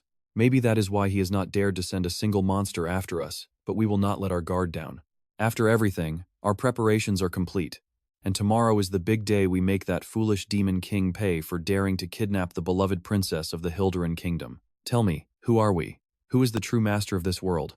Let us show them that truth once again, he cries out, as the entire hall erupts with roaring chants for justice. Cheers ring out as everyone drinks, while Granada watches from afar, noting that the hero count is exactly as the Demon King predicted. And yet, their numbers have not decreased either, all thanks to Hillen's massive popularity carrying this crusade so far. He secured vital support from merchants, and even kept the deserting mercenaries from running, pushing them all to this point. Still, Granada knows the Demon King's tower was completely empty last time, and at this rate, it might actually fall to them. Should I just take out these heroes myself? No. Wait. What on earth am I thinking? If their raid succeeds, I finally get my freedom back, so I need to pull myself together. Granada slips outside for some fresh air to send a secret report from a safe spot, updating that they have arrived at Ho. After a quick resupply, we will climb the mountain tomorrow, he reports, and the boss replies to cut all contact once they leave Ho. He is told to keep some critical warnings in mind, watch out for the snow, and never let his guard down at night. Staying far away when the doors open is crucial, which leaves Granada totally baffled as to why. Before he can ask, the call cuts off, and Hillen suddenly walks out, wondering why he is out here all alone. Granada lies that he is just getting fresh air, but Hillen senses something is off and offers him a cup of wine to drink. He explains it is the sweet fruit wine that elves love, and as Granada takes it, Hillen notes that he seems deeply troubled. Voicing his worries about defeating the Demon King, Granada prompts Hillen to ask if he's actually scared. When Granada admits he is, Hillen sighs and confesses that, to be honest, he does not know the answer either. Even though everyone follows his lead, raiding a Demon King's tower has always been a complete and utter living hell. It never goes smoothly, but Granada curiously points out that Hillen already slew the Lust Demon King and absorbed his power. Compared to that monster, this new lord is just small fry, and besides, no one actually knows how he pulled that off. Granada asks to hear the legendary story, but Hillen's expression suddenly turns quite solemn. He laughs it off, saying it was only possible because of his brave allies, like Granada, who always spearheads the charge against the monsters. I will take the lead, so just cover my flank, he says, confident that their combined strength guarantees absolute victory. Granada agrees to do just that as the hero warmly leads him back inside, telling him it is time to rejoin the party. The Lord wants to hear his adventure stories, but wait, did you catch that creepy smirk on Hillen's face? He thinks to himself that since they are brave allies working together, he will gladly use Granada's help one more time. That foolish elf Granada, he plots. The next morning, as the army marches through a narrow rocky pass, a gross purple slime suddenly drips right onto a hero's head. Disgusted, he gasps, "What is this?" Looking up, they realize the slime is actually drool from monsters lurking above, prompting the terrified heroes to scream about the massive beasts on the cliffs. Hillen quickly steps up to rally his panicked troops. They have finally shown themselves. "Everyone, assume battle positions and don't panic," he orders. "Protect your allies because this narrow canyon isn't that long." Knights shield the mages as they retreat, but a scout suddenly reports a massive ice giant blocking their path ahead. Why is he so shocked? "Fall back, everyone." An ice giant suddenly looms from behind the cliff, leaving them completely frozen in fear. Hinlan immediately barks out his orders. "Wotton, while I deal with this ice giant, all of you need to get out of the canyon right now." Wotton looks completely stunned. "What? Are you planning to fight that thing all by yourself?" Hinlan reassures him that it won't be a problem, then instantly launches himself into the air. Now, Hinlan is facing down the massive ice giant. Its dark, hollow eyes flash with a red dot as it silently glares at its tiny opponent. He genuinely believes an ice giant is nothing compared to the Demon King of Lust. Let's see if that confidence holds up. The ice giant reaches out with its massive hand, coming down on Hinlan like a giant cage about to trap him. Hinlan quickly dodges and leaps onto the giant, whose massive fist smashes directly into the cliffside. Meanwhile, he leaps onto the giant's other arm, his sword flashing bright. He mutters to himself, time to speed things up. Two incredibly sharp, glowing slashes rip straight through the ice giant, and Hinlan lands proudly on the ground, yelling out, "Keep moving, everyone run!" They scatter in pure panic. "Run faster and cover us. The path is blocked. Hurry up and get out while we still can." Fire erupts from the deep slashes on the ice giant's body. Its massive frame collapses with a heavy thud, allowing the heroes to escape. After climbing to a higher, safer spot, they stop to catch their breath. The exhausted group can't stop talking about the dozens of golems and that mountain-sized ice giant. What kind of nightmare place is this? Humans shouldn't even be here. Honestly, not even the Demon King's tower was ever this bad. At least our casualties are pretty low. If it weren't for Hinlan, our losses would have been way worse. Looking over at Hinlan, they whisper about how he defeated the Demon King of Lust and absorbed his dark power. Is he really on par with a Demon King now? Since he's already slain one, doesn't that make him even more unstoppable? You're absolutely right. As long as we put our trust in Hinlan, there's nothing for us to worry about. Even Granada starts to believe that Hinlan might actually have what it takes to defeat the Demon King. Meanwhile, Krutu and his tribe watch them from a distance. Watan quickly reminds them that there is no time to rest, making Granada look over in surprise. But of course, Hinlan senses it too, warning them that he can feel demonic energy from the Demon King's minions. That's when Krutu steps forward to greet them. Welcome to Aist, you foolish heroes. But Hinlan is highly confident, telling the group that these weaklings are easy targets he can handle in a flash. Watan tells them to wait, hearing a strange sound. It instantly triggers Berze Deias' previous warning to be extremely careful with the snow. Granada freezes in absolute shock. Don't tell me that warning meant this. Krutu declares that as long as he stands guard, none of them will reach the first tower. With that, a massive blizzard violently sweeps over them, driving Granada absolutely insane. How can we guard against this? That crazy Demon King triggered an avalanche. Granada screams in pure terror, and honestly, you have to feel for these guys. Run, everyone run. Meanwhile, Berze Deias sits comfortably inside his tower, watching them struggle through the avalanche on screen with a smug grin he can't hide. Welcome once again, dear heroes. This time, I am going to hunt every single one of you down. I already warned you about 3 things, Granada. First, you should have been extremely careful with the snow. Once the avalanche settles, the disoriented heroes have no idea where they are, crying out that the plus triggered the slide and swept them too far away. We can't even count our remaining troops. Damn it. Hinlan immediately orders them to set up camp here and search for those who were swept away. They are falling right into his next trap. Remember the second rule, never, under any circumstances, let your guard down at night. Just as they finish setting up, an ice giant and more golems ambush them. The enemies are herding them right towards us. Damn it, is it them again? Everyone, prepare for battle. Trapped in a non-stop cycle of combat, Granada is losing his mind, cursing the dirty tricks of that vile Demon King. He watches the heroes scramble like terrified rats. Avalanches by day, monster attacks by night, an endless, grueling loop of pure psychological torture. At this exhausting rate, it doesn't take long for Hinlan to grow completely worn down from the constant torment. 3 days after entering the Ugas Mountains, their numbers are down from 511 to just 256, but they finally reach the summit. He mutters in complete daze, why? Why is there no sign of the Demon King's castle anywhere up here? Surrounded by nothing but endless white snow, Hinlan is driven near madness. Normally, a Demon King's castle should be easy for heroes to locate, so why on earth is it not here? Watching them fall apart, Berze Deias is absolutely thrilled. Watan, completely exhausted from the constant danger, finally makes a tough decision. Lord Hinlan, we must surrender. Hinlan can't believe his ears, asking him what on earth he's talking about. Lord Watan, his voice echoes the heavy decision of all the battered heroes standing right behind him. This hero raid has completely failed. We are incredibly sorry, but we simply value our own lives much more. He grits his teeth in pure fury, facing a completely empty-handed defeat. But 6 days after entering the Ugas Mountains, they finally spot the Demon King's castle. Damn it, it was actually hidden inside a deep crater. Out of those 256 survivors, only 52 remain.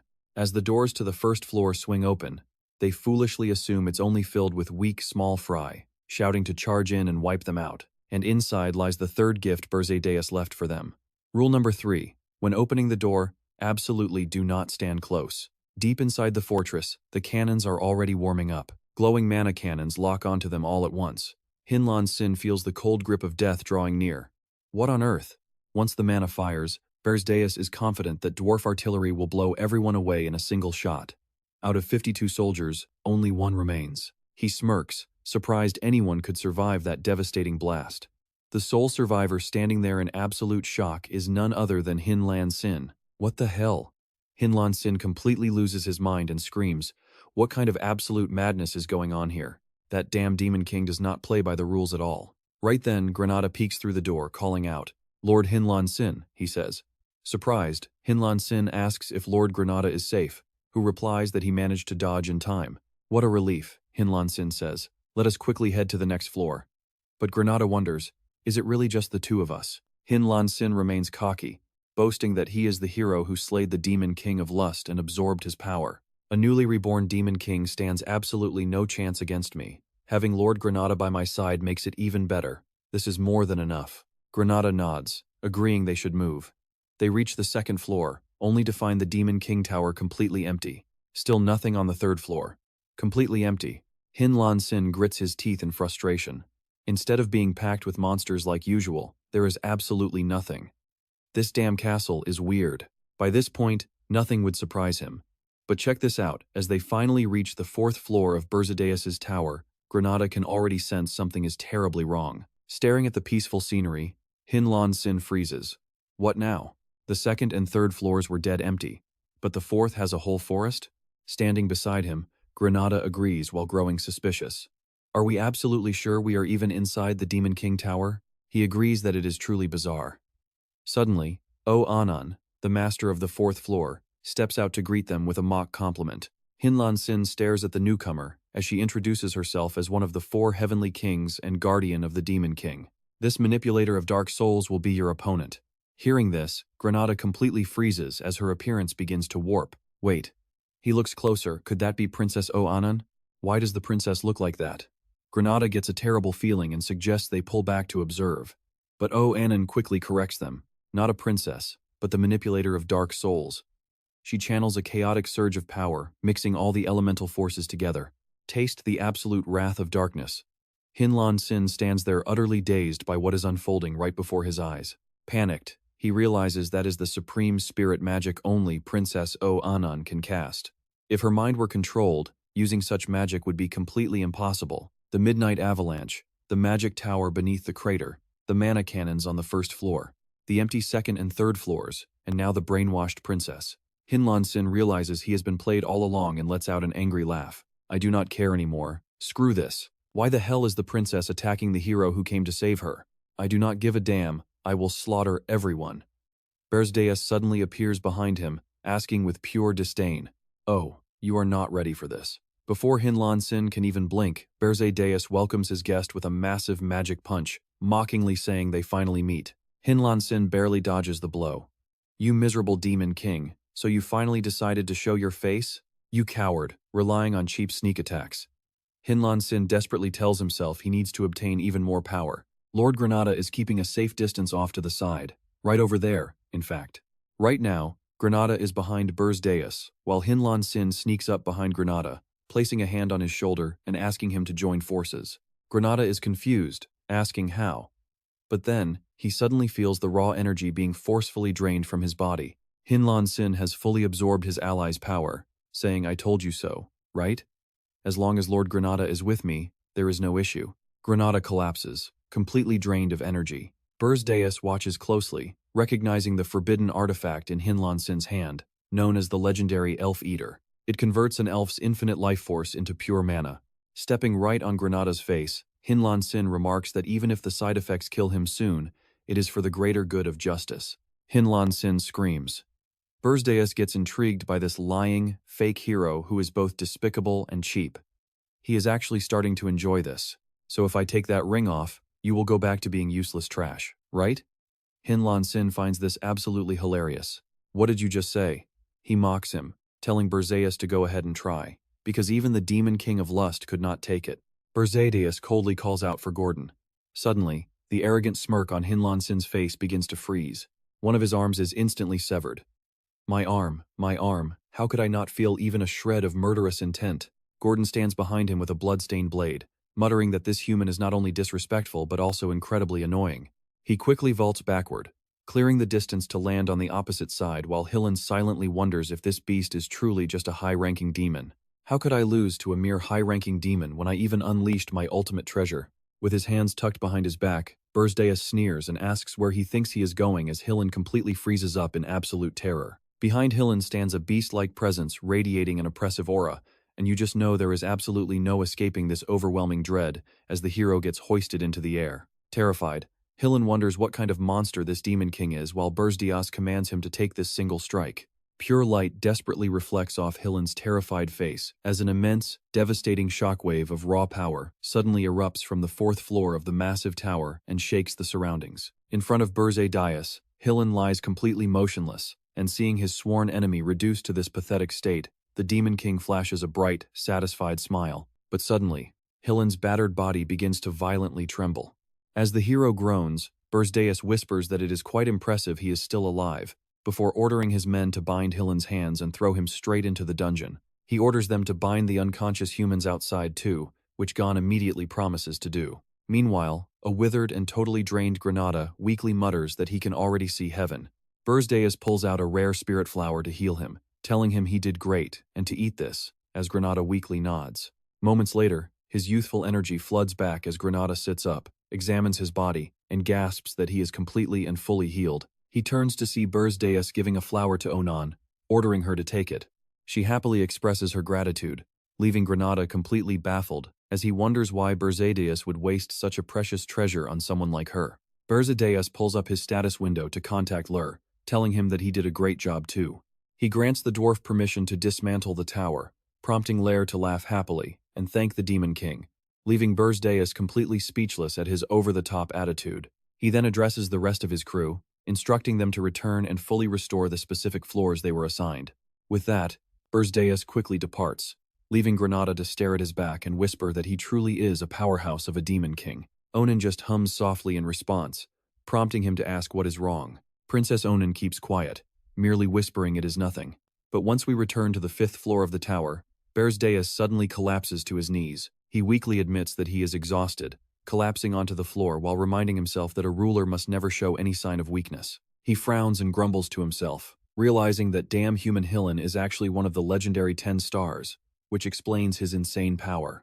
From what Berze Deias knows, the 10 stars are the 10 absolute strongest heroes on the continent, and Hillen is supposedly the weakest among them. He quietly admits to himself that he has barely used his mana to boost his stats in this current lifetime, mostly because he lacked points, and if Hillen had been at peak strength, he would have definitely lost.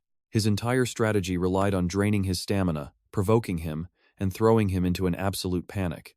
Because of the sheer chaos, the hero lost his composure, letting his judgment slip and exposing a massive opening. As a result, Berze Deias was able to land his ultimate, full-powered strike, securing a perfect victory without even playing by the typical rules of a Demon King.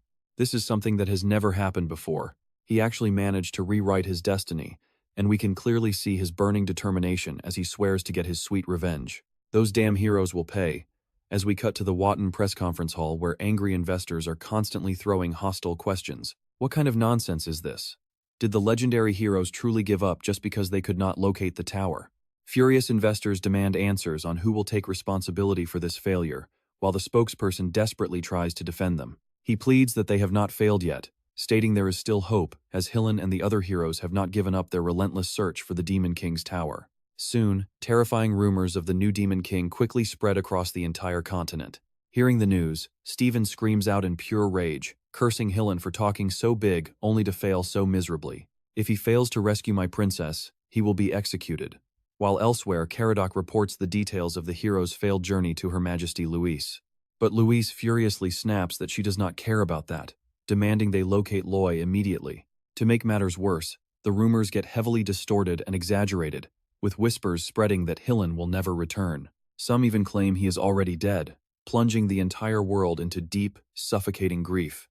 Meanwhile, Berze Deias' mana points rapidly pile up from all this widespread panic, as we cut to the Hero Guild headquarters where top officials press Watton on whether his testimony contains any lies. Watton seriously swears on his honor that he is only speaking the absolute truth, leaving the council to whisper.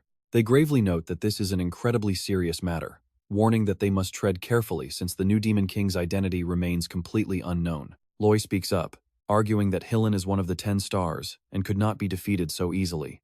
They agree to wait 10 days for any news, and if nothing comes, all 4,728 heroes on the continent will launch an all-out war to obliterate the new Demon King. Scene shifts to the dungeon of Berze Deias' tower. He visits Hillen to settle some old matters. "So you are awake," Berze Deias says, getting straight to the point. "Your recovery speed is honestly pretty impressive. If you kept me alive, Demon Lord, you clearly want something from me," Hillen retorts. "So stop playing games. Look at this." Berze Deias really likes that direct attitude and tells Hillen to join his side, completely shocking him, who asks if he heard that right. Berze Deias tosses a heavy bag of gold over, asking him if the hero's journey actually costs a massive amount of money. Food for hundreds of people, protection fees, lodging, membership dues, armor, high-grade weapons, and even premium daily necessities normally. All of these costs are covered by merchant and noble investors. Defeat the Demon Lord, and a hero is set for life. But fail, and you guys will end up drowning in massive debt. That is the harsh price of being a sponsored hero. And this time, all that funding was piled onto one single person. Specifically you, the hero Captain Hillen, and these brutal words of truth immediately start shaking his resolve. He realizes it is true. Even if he escapes, he will be branded a failed hero, forced into hiding while crushed by endless debt. And yet, Hillen still asks how he could possibly know that. Granada steps forward to answer in his place, and this shocking appearance makes Hillen completely lose his cool, yelling out in rage, "Granada, did you actually betray us all?" Granada coldly replies, asking how he dares talk after what he did to him, calling him a total scammer and revealing he served Berze Deias from the start. Hearing this leaves Hillen completely stunned and pretty confused. Stopping their argument, Berze Deias says that they failed because there has never been a demon lord like him, but once he breaks the old rules, they will have to adapt to survive. But if a powerful hero secretly interferes with those plans, will humanity actually have any real chance of success? Holding up a dark Armani sphere, Berze Deias watches as a disgusted Hillen asks what it is, explaining it is a cursed tool that controls subordinates by attaching to their brain. The moment you show any hostility, I will know immediately, and I can crush your brain with a single simple gesture. This tool is extremely expensive, so if it fails to merge, I will just kill you, since there are plenty of other heroes out there. Hearing that, Hillen screams out to wait. A hero like me is completely immune to mind control magic, so if that sphere enters my body and disappears, it is definitely not my fault. Granada smiles wickedly, noting a hero can lower his own mental defenses, while Berze Deias asks if he heard that, prompting Hillen to curse Granada as a stupid elf. "Have you no shame?" Hillen yells, but Granada fires back that he is the real disgrace. Warning them that they are wasting a valuable tool, Hillen vows to never serve, just as Berze Deias grabs his mouth. Shoving the Armani sphere into his mouth, Berze Deias orders him to shut up and swallow, forcing Hillen to gasp in pure shock. Moments later, Granada asks if he might die from being so stubborn, but Berze Deias reassures him not to worry about a greedy guy who uses allies. Just then, the system confirms the Armani sphere has successfully bonded, and Berze Deias confidently declares a greedy guy like him would never sacrifice himself. Humiliated by those words, Hillen curses them as his status changes to underling, while scene cuts to Gordon reporting on the 5th floor. "My lord, even though we turned Hillen into a subordinate, with a massive debt of 100,000 gold, his actions will be pretty limited, especially since the gold you exchanged earlier was only about 2,000 gold, equal to the annual income of a small country. And you're not ready for his plan." Berze Deias orders that it is time to send a message, leaving Gordon completely puzzled. Berze Deias explains that he is talking about the annual gathering of demon lords. The Tower Alliance meeting, though, internally, Berze Deias recalls that he never attended in his past life because he found their gatherings absolutely disgusting. Berze Deias confidently adds that the other demon lords who have lived in Aren for a long time must have hoarded a massive fortune. This shocking statement makes Gordon yell out, asking if the demon lord is planning to exchange mana for cash again. As the system notification pops up, Gordon is surprised to realize he said those exact same words in his past life, but after directly facing the heroes, he finally gets it. If they followed the standard demon lord rules, they never could have won, and with an official invitation from the Tower Alliance arriving, he must accept it. Flashes a calculating smile, Berze Deias finally walks off, telling his subordinate that it is time to move. "We are going to swindle some gold from our senior demon lords," Berze Deias says, as Gordon silently resolves to trust him completely. Inside the Tower of Lies, on the 13th floor meeting room, Berze Deias confidently speaks up the moment he steps inside. "Even though I am not late, it seems you are already all gathered here," Berze Deias says, asking what secret plans they are discussing without him. The Fire Demon King of the Dragon Demon tribe, Droxendoter, and the Beast Demon King of the Werewolf tribe angrily grit their teeth at him. Berze Deias is called out, while Sodin, the Snow Demon Lord of the Frost Demon tribe, calmly remarks that he is indeed the hot topic of their discussion. Uga Belvech, the Undying Demon Lord of the Giant tribe, also chimed in, mocking him, saying the arrogant bastard who trampled over the standard rules has finally shown his face. Finally, John Coach Moon, the Demon King of Lies from an unknown race, laughs out loud, and welcomes Berze Deias. But Berze Deias does not back down at all, replying with pure, arrogant pride. Have you fools actually gone and formed an alliance? As powerful demon kings, do you not feel even a shred of shame? At the same time, he kind of understands Jay's decision. Of course, Berze Deias knows it's the only logical choice for her given the current circumstances, but right as that thought crosses his mind, Uga suddenly blows a fuse and roars out, "You fool! What right do you have to meddle in our business? What does a newcomer like you even know?" Berze Deias does not snap back right away, silently calculating instead. Just one simple provocation is enough to expose someone's real thoughts. This guy is pretty clearly out for his blood. With that in mind, Berze Deias steps closer, throwing back a cold provocation. "You call me stupid? I belong to a much higher class around here." Uga coldly replies, "If you are begging for death, I will gladly grant it." But Berze Deias stays completely unfazed, telling him to bring it on if he dares. Sensing the room turning into an absolute powder keg, Jason quickly raises his hands and starts clapping to pull both of their attention away from the fight. Jason raises his voice to split them up, declaring that this gathering is strictly meant for negotiating cooperation. They should stop wasting precious time. Berze Deias glances over, wondering how Jason just instantly shut down the killing intent of two demon kings. It wasn't magic, so how did he do it? Is that some kind of special ability? Or maybe it is the sheer authority of the tower itself. Realizing this, Berze Deias decides to step back, turning away with a simple "fine, whatever." Jason looks pretty satisfied with that, quickly thanking Berze Deias for being so cooperative. Meanwhile, Berze Deias is constantly analyzing the situation. If it is the tower's power, could it act like phantom mana? You can bet he is keeping his guard sky high. Jason steps up to lead the meeting on behalf of everyone, telling them to go ahead and get things started.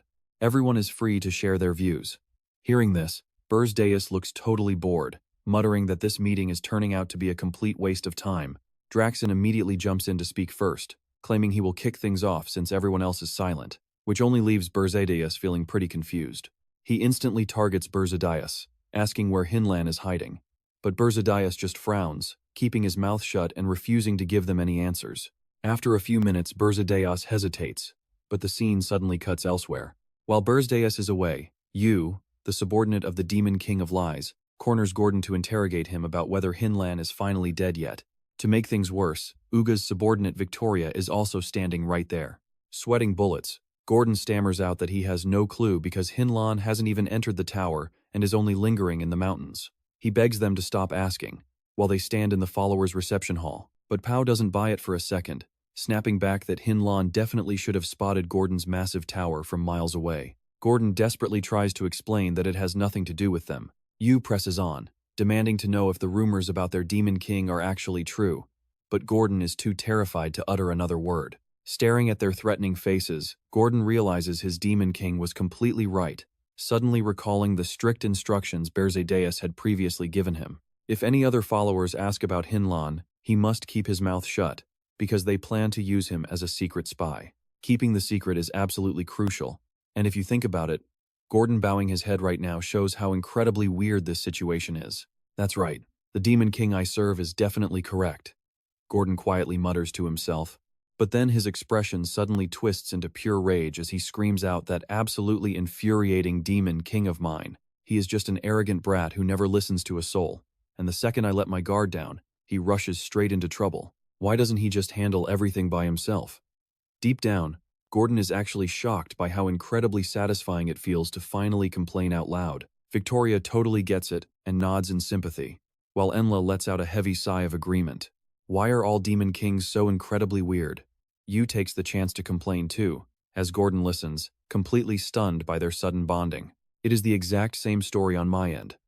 Gordon finally realizes he just desperately needed to vent all this built-up frustration. Back on the 13th floor, the room is tense, as Uga loudly demands to know if Berze Deias expects them to believe that garbage.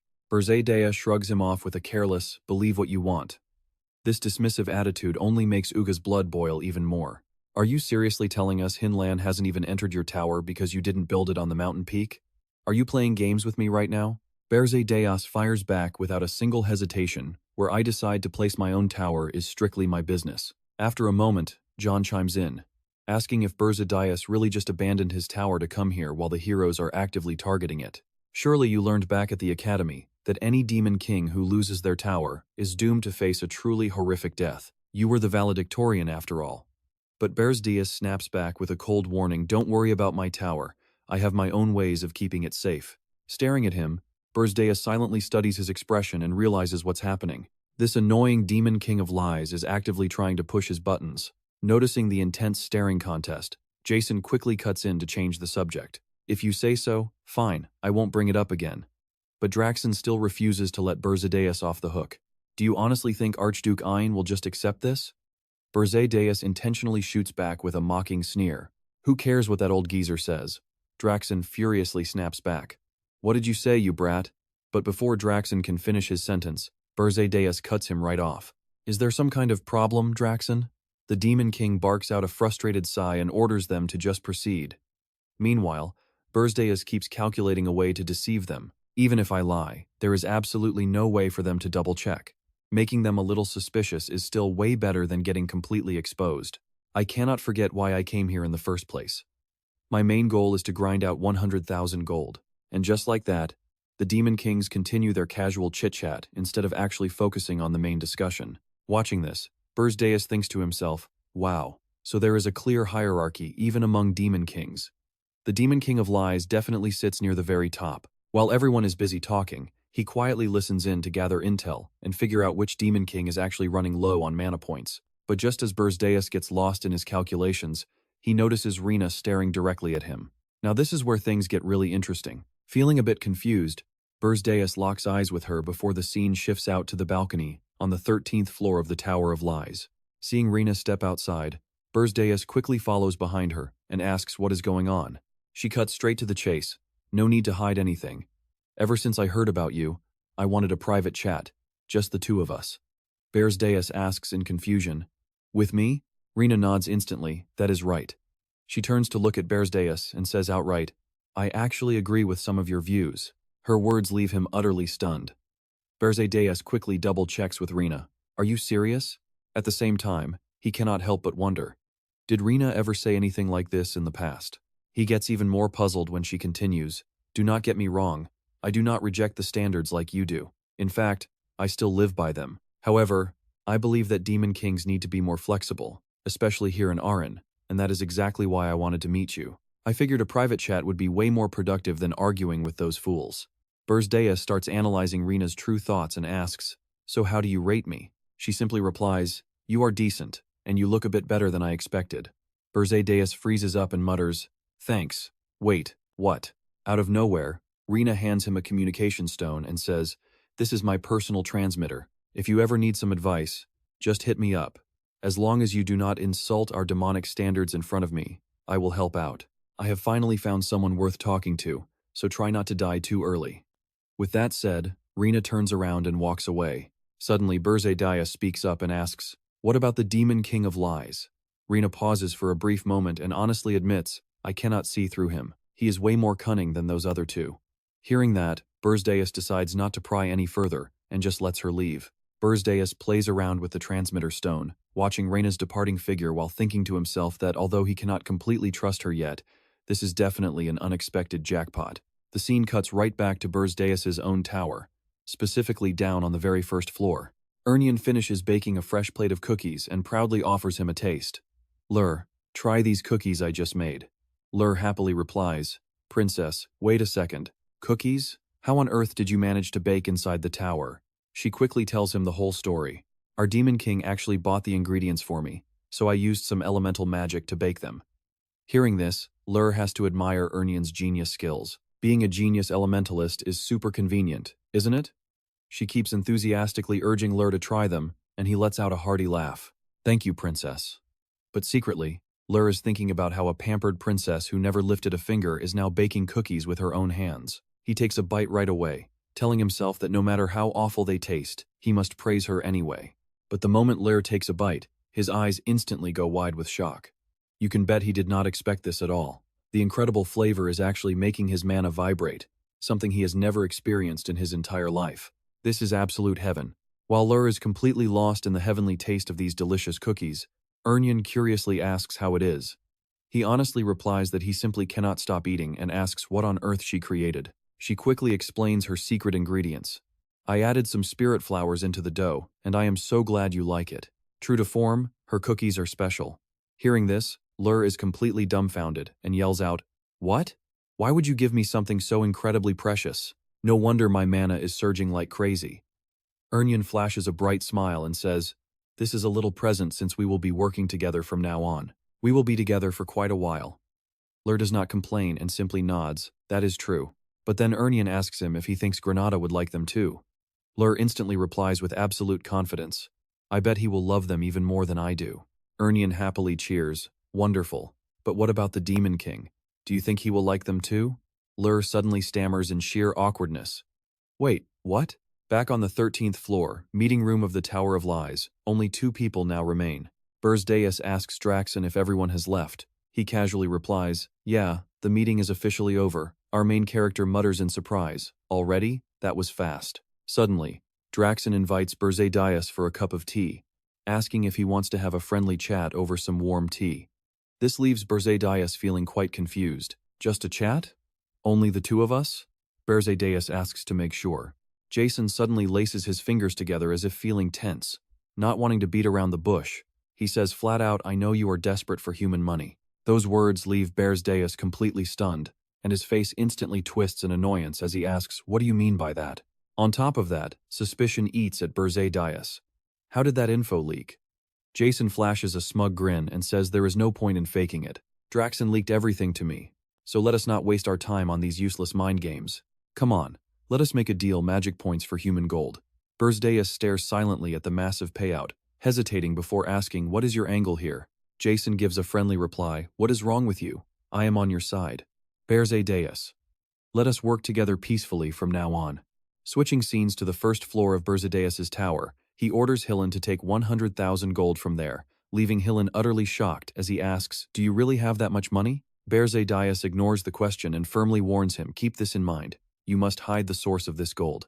Berze Deias stays on his guard, thinking that if Jason traces the money and monitors their moves, they might end up as puppets in his hands. We cannot predict his play. We must be extremely careful. Thinking this over, Berze Deias says aloud, "I turn the rest of them into dark knights and dark mages, and the one in the middle is Armand from the Golden Moon Guild. I discovered their trade while making the contract. Use them to make money. They will obey your every command." In absolute despair, Armand thinks to himself to think we became the Demon King's lackeys. How humiliating. "Please save us, Lord Hillen." Hillen hears this. He slowly lowers his head and speaks. "Since I can still protect the lives of my members, this is not a total defeat. Plus, I can pay off my debts, meaning I can keep acting as a hero, right? This setup is actually not too bad for me. It is a pleasure working with you." His business partner Armand and the others look on helplessly, muttering, "Lord Hillen." Berze Deias' face instantly darkens as he says, "Huh? Partners?" He then triggers Hillen's cranial nerves, making them painfully swell up. He clutches his head, groaning in pain. Talk about a brutal wake-up call. Berze Deias reminds him that they are not partners, but slave and master. Armand and his crew secretly snicker in absolute satisfaction serves him right. Clutching his head, Hillen eventually collapses from the pain before looking up to ask master and slave, "Who knew you had that kind of hobby?" Berze Deias turns away, replying, "I do not need absolute loyalty. Now get lost." Suddenly, Ernyan calls out from behind Hillen, "Could you deliver this letter to my younger sister Elena?" Hillen takes the letter and asks Elena, "You mean the 13th princess of the Hilderan Kingdom?" "It is not that hard, but why are you siding with the Demon King? You are partly the reason I ended up like this anyway." Ernyan replies, "I am sorry, but right now, I have no intention of returning to the kingdom. I believe a hero of your standing must already know the royal family's secret." Hillen closes his eyes, deep in thought. He had heard rumors about the secret of the Hilderan Kingdom before, but never expected them to be true. If so, he now understands her actions. He finishes his thoughts and nods, agreeing to Ernyan's request. "Yes, I understand." Moving outside Berze Deias' tower, we find Gordon asking inside it, "Is not that I doubt your decision, Lord Berze Deias, but will that hero really remain obedient?" Berze Deias shares his thoughts on the guy. Hillen is not the type of ordinary hero who only cares about running after money. Even if he looks that way, I do not see the usual crude greed you would expect from money grubbers. That being said, he is no saint either. It is highly likely that what Hillen chases after is not true honor, but sheer fame. He only spearheads so many things because he loves to stand out. If we control him with the dark mana orb, he will become the best spy we have ever had. Hearing this, Gordon secretly admires Berze Deias' brilliant strategy. Even though my master understands humans to this extreme level, I still cannot afford to get careless. Berze Deias smugly adds, if a hero wrecks human society from the inside as the Demon King's servant, well, wouldn't that be quite a spectacular sight to behold? Gordon expresses his deep admiration to Berze Deias. That will definitely be highly amusing, my lord. Suddenly, a frantic knocking echoes from outside the door. Eren opens the door, bringing in a plate of freshly baked cookies. Would you like to try some, my lord? Berze Deias eyes the plate and picks one up. You enter this room way too freely lately. If these taste bad, you are spending a month in the dungeon. With absolute confidence, she tells him to take a bite first before judging. Berze Deias then bites into a cookie. Human sweets are usually nothing special, but here is where Berze Deias' composure completely shatters. His eyes widen in shock at the flavor as Eren smirks, claiming victory. Yes, that exact face. Berze Deias tightly grips his chair, breaking into a sweat and trembling slightly as he mutters, not bad. For an ordinary human, that is. Eren looks at Berze Deias with a confused expression, secretly wondering did he just hold back his reaction? Still sweating, Berze Deias asks, did you put spirit flowers in these cookies? Eren replies, it is a dangerous flavor. Yes, I knew you would recognize it. Bill asks further, so you want to return the reward I gave you? Seems like you have some other desire. Anon happily says yes, but honestly, B cannot quite understand her behavior at all. Meanwhile, Hildirin's heroic party makes it down the mountain safely under the protective wing of Kutu. Once they reach Horton W, they immediately set off for the Hildirin kingdom using teleportation magic. As for Granada, he heads back to restore order at the Red Eagle Mercenary Guild headquarters. Fuming with murderous intent, Granada barks out, did you seriously run at the first sign of a blizzard and abandon your leader? He demands to know where they were. Nursing a bruised eye, Alaric quickly tries to explain, no, that is not it at all. Just listen to us first.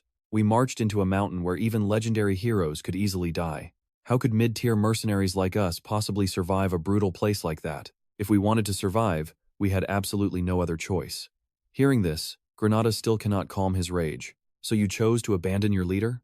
Suddenly, a voice rings out, calling Granada's name, making him turn around. Huh, he mutters. She speaks up, I have finally found you. My name is Kidi, and I am a hero. Due to certain circumstances, I could not join your previous journey, but I came here to seize this opportunity. Even though it is late, please let me join the hero's quest. Granada is surprised, questioning her hero status while Alaric raises his beer to celebrate. While you were away, she actually paid for all our drinks, so do you want to grab a glass with us? Hearing Alaric call him leader, Granada flies into a rage again, beating him senseless and telling the idiot to shut up. Once he is finished, he turns back to Keed. Though I highly appreciate your gesture, the hero's journey is already over. She gasps in complete shock. What? Granada explains that Hin and the others have already left Horton W, leaving Kedi in total disbelief that it is impossible. She begs him, if you do not mind my impoliteness, please tell me about your defeat. Granada replies, well, I can certainly tell you that much. But in his mind, he secretly decides to only reveal what the Demon Lord allowed. The scene shifts as Granada shares the story, carefully staying within the limits set by Demon King B. And that is how things went, with Kede listening intently. After listening, she speaks up, no way. The Demon Lord's tower is not on the summit? In that case, I have no reason to stay here anymore. Thank you for sharing your valuable time with me. And please accept this small token of my gratitude. Kede leaves behind 3 gold coins and quietly slips away. Alaric approaches, commenting that she is clearly just a rookie hero who knows absolutely nothing about the harsh ways of the world. Honestly, if she does not end up stabbed in the back by her allies, she is pretty lucky. Granada angrily warns him to keep his hands off those coins. Meanwhile, outside, Kede dons her armor, pulls down her visor, and departs from the area. Even now, Granada continues to silently watch Kede's receding figure, standing there and staring after her without uttering another single word. And wait until you see this, the action shifts to a quiet, deserted corner of Horton W, where Kede suddenly finds herself completely cornered and surrounded by soldiers. Kede retorts, I refuse. I want to live as a hero. Granada quietly stalks her, hiding his face with an active jamming mask. He notes to himself that he followed her because he could not hear their heavy footsteps. Even though they are wearing full-plate armor, it turns out that Hero is a princess. He decides that kingdom matters are best left for them to handle. Suddenly, a cold blade presses against Granada's neck, turning him pale. Who are you, they demand, and why are you following us? What is with this highly suspicious spell? Granada tries to stay calm, frantically thinking that this magic tool came from the Demon Lord, and getting caught means exposing his secret identity. Seeing Granada stay silent, The soldier continues his interrogation. Are you a spy from another nation? If so, I cannot let you leave here alive. Sweat pouring down his face, Granada remains frozen in place. Demon Lord. He silently panics. I think I am in deep trouble. What should I do? Luckily, Granada quickly uses his wits to trigger an explosion in the area. He immediately yells out to the guards nearby. An assassin, do not let him escape. Hearing this, the soldiers instantly draw their swords, shouting for Her Highness to stand back. He grits his teeth and bolts. He realizes he is the only elf currently in Horton W. If he uses his elven magic, he will be instantly exposed. But without it, he has no idea if he can even make a clean getaway.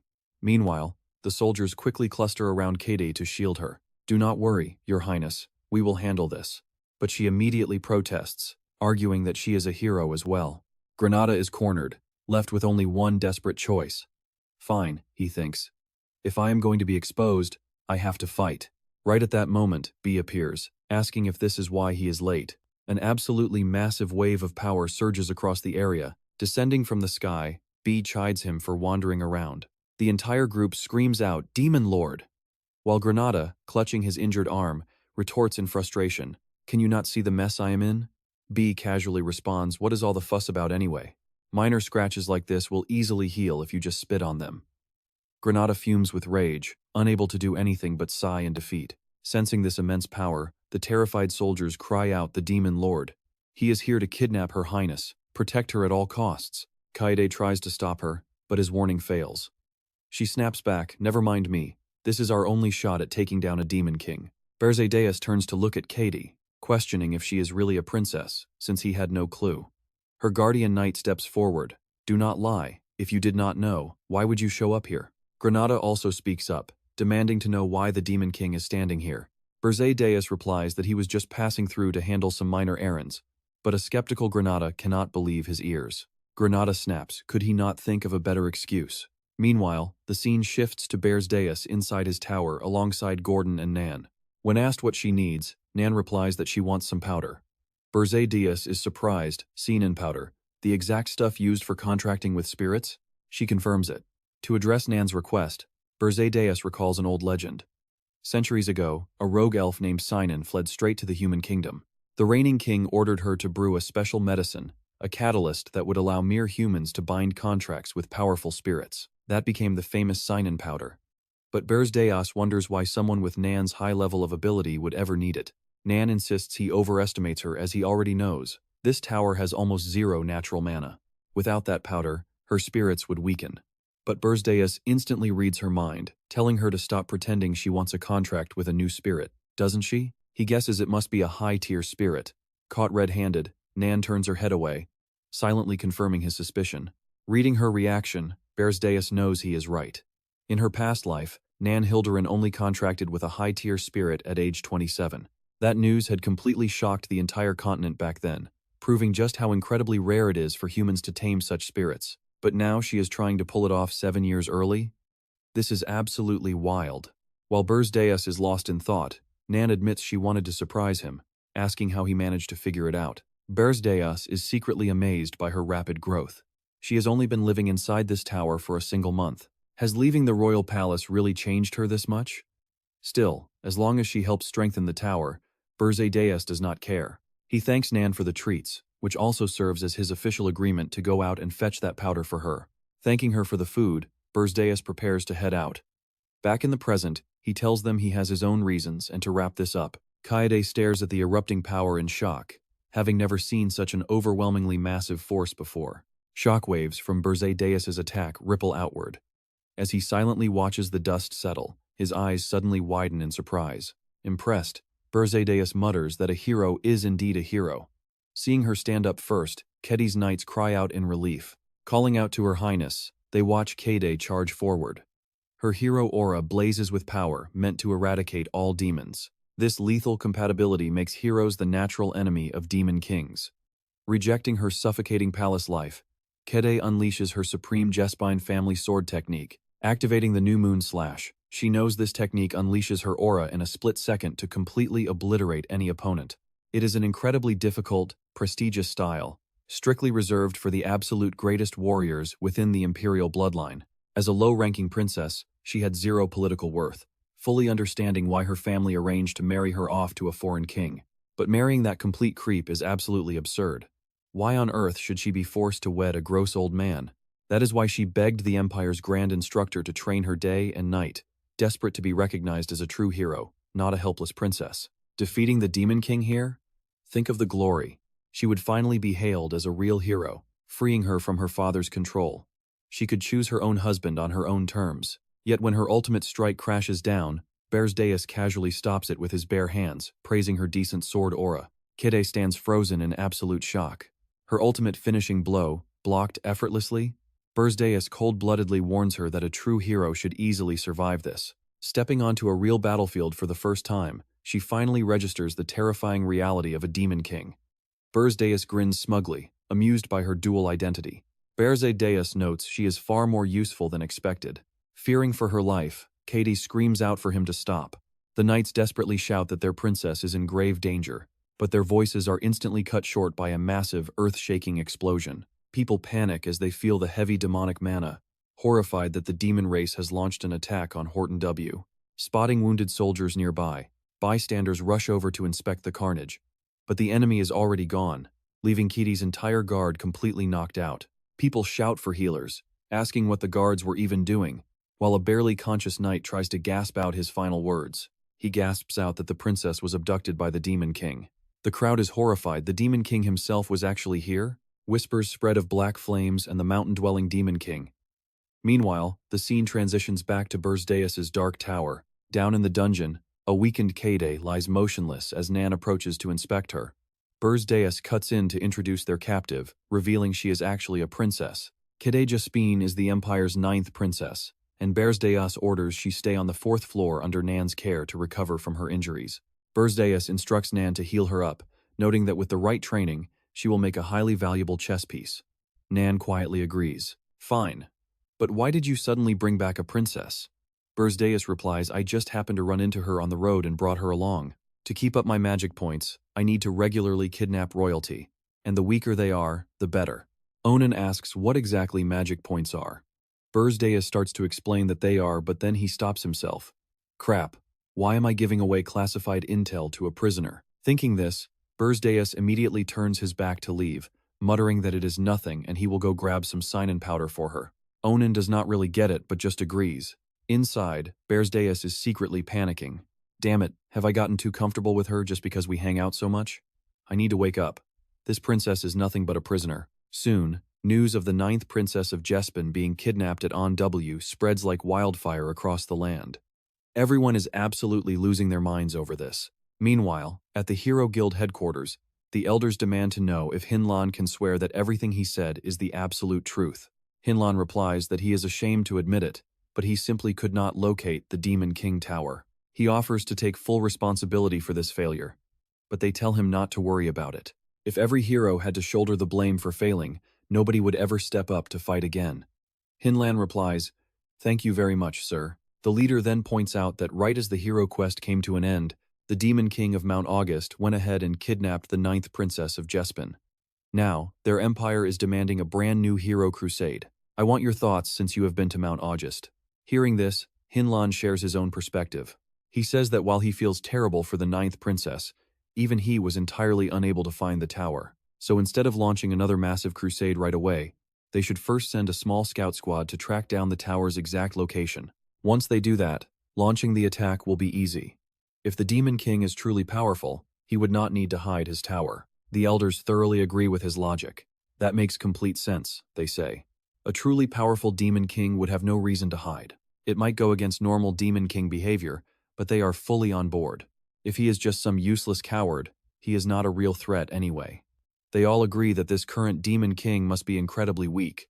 A heavy silence suddenly falls over the chamber before another leader speaks up, radiating pure, cold bloodlust.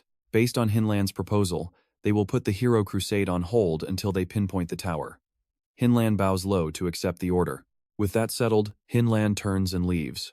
He thinks to himself, this is exactly what you wanted, Demon King. I blocked the crusade to buy you some time. Now handle the rest yourself.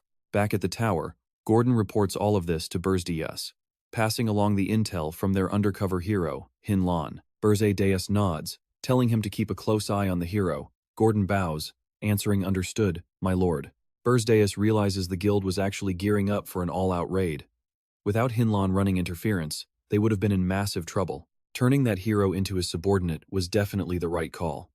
Meanwhile, Han and Granada are already busy running operations outside. With those two active, he can easily stall the hero crusade while continuing to kidnap more princesses to stock up on magic points. If he makes use of Mani's jewel, he can turn the captive princess into a legitimate fighting force. The dwarf is busy fixing up the tower and heavily reinforcing the first floor, while Crew 2 works on expanding their territory. Once Princess Onan seals a contract with a high-ranking spirit, no ordinary hero group will ever dare to launch an attack on them, because by then, their tower will possess absolutely overwhelming, crushing power. Only then can he finally step out into the wider world and unleash his ultimate revenge on those miserable heroes who killed him. But first, he must secure that Sinan powder. It is hidden in a massive city packed with powerful heroes and mages, the magic engineering city of Amuri. Stealing that powder right under their noses without getting caught? Yeah, that is going to be a massive challenge. In the outskirts of the Amuri Magic City, there is a dusty old shop inside the world's biggest magic market, known as Jetton's Magic Wonderland. Currently, Jetton is reading the morning paper and muttering to himself. The 9th Princess of Jespin was kidnapped right after the hero quest ended. What? What is the Hero Guild even doing? And why is there a wanted poster for a hero named Berze Deias? Is the world ending or what? Right then, the front door gets pushed wide open. Berze Deias steps inside, and the shopkeeper quickly forces a polite smile, welcoming him and asking what he is looking for. The moment he steps inside, he spots a very familiar powder. It is definitely Sinasan powder. Berze Deias looks around the place for a brief second and quietly complains to himself that this shop is a complete dump, but he knows that the Kingdom of Asken is the ultimate holy land for magical engineering. It is where the most powerful heroes, wizards, and alchemists from all over gather, meaning those popular high-end shops are always crawling with powerful mages and heroes. Even if he completely hides his magical energy, it is still way too risky. That is exactly why he chose this run-down, empty little shop. A moment later, he brings out a small jar and starts pitching it, telling Berze Deias he is quite lucky to find this shop. Since Berze Deias is already here, there is absolutely no need to visit other shops because he is offering a special discount price of just 1 gold coin today. But Berze Deias is pretty unhappy and snaps shut up. Why is the price so incredibly expensive anyway? Besides, the boson powder Berze Deias knows is green, so why is this one purple? With that, he quickly snatches the jar. Meanwhile, Jason quickly chimes in, explaining that this is a newly developed Zen powder, a top-secret creation from the Magic Tower that is not even on the market yet. He adds that it is extremely rare, and if Berze Deias does not buy it right now, he will completely miss his chance. Plenty of people are hunting for this boson powder. At the same time, Jason is scheming to drain his pockets, thinking to himself, this guy actually looks like a noble, so he must have a good reason to be here, and I am definitely going to milk his pockets completely dry. And honestly, you can't even blame Berze Deias for getting quite annoyed once he realizes this greedy shopkeeper is trying to scam him since he can't leave. Berze Deias even contemplates just killing him on the spot. But right then, the shop door swings open, and Jason happily welcomes the new customer. The newcomer is Luis, looking completely annoyed and complaining about why they actually have to visit such a trashy, run-down shop first. At a single glance, Berze Deias recognizes his acquaintance, while her subordinate quietly tells Luis that if that dwarf Lair has any brains, he would never go to crowded places. Hearing that, Luis loudly curses that bastard Lair, complaining that because of him, she has to crawl into this pathetic, dirty place. The subordinate quickly steps up and tells Jason that they are looking for someone. Berze Deias looks at Luis and murmurs to himself, noting her rude attitude, gruff voice, and twin-tail hair, confirming she is definitely Luis W. Since Berze Deias used a magic tool during their fight, she probably does not recognize his face right now. A few seconds later, Berze Deias hears Jason laughingly tell the subordinate that he knows who they are looking for, but he has this weird illness where he cannot remember anything unless he makes a sale, making the old man yell in rage. What? Luis snaps back, asking what is wrong with this absolute trash, and if he fails to understand the situation. How dare he bargain with her, she growls. Threatened by her blade, Jason breaks into a cold sweat and stammers that killing in the capital is strictly forbidden. You guys cannot possibly get away with this. Pale with fear, Jason stammers, asking if they could at least buy something first before threatening him, making Luis yell out in absolute fury if he is insane. But Jason stubbornly replies that he will gladly answer her questions once she buys something, especially since she looks ready to run him through. Luis thinks he is joking and screams out in rage, but then she suddenly bursts into loud laughter, admitting that he is actually a pretty amusing fellow. Fine, she says. Let us see what he has. Sensing an opportunity, Jason quickly starts pitching his product, calling it Asa powder. Let me tell you just how incredibly amazing this stuff is for dwarves. However, Berze Deias looks closely at the original jar, realizing it is actually Zenai powder, and is completely shocked that Jason is now calling it Asa powder. What on earth?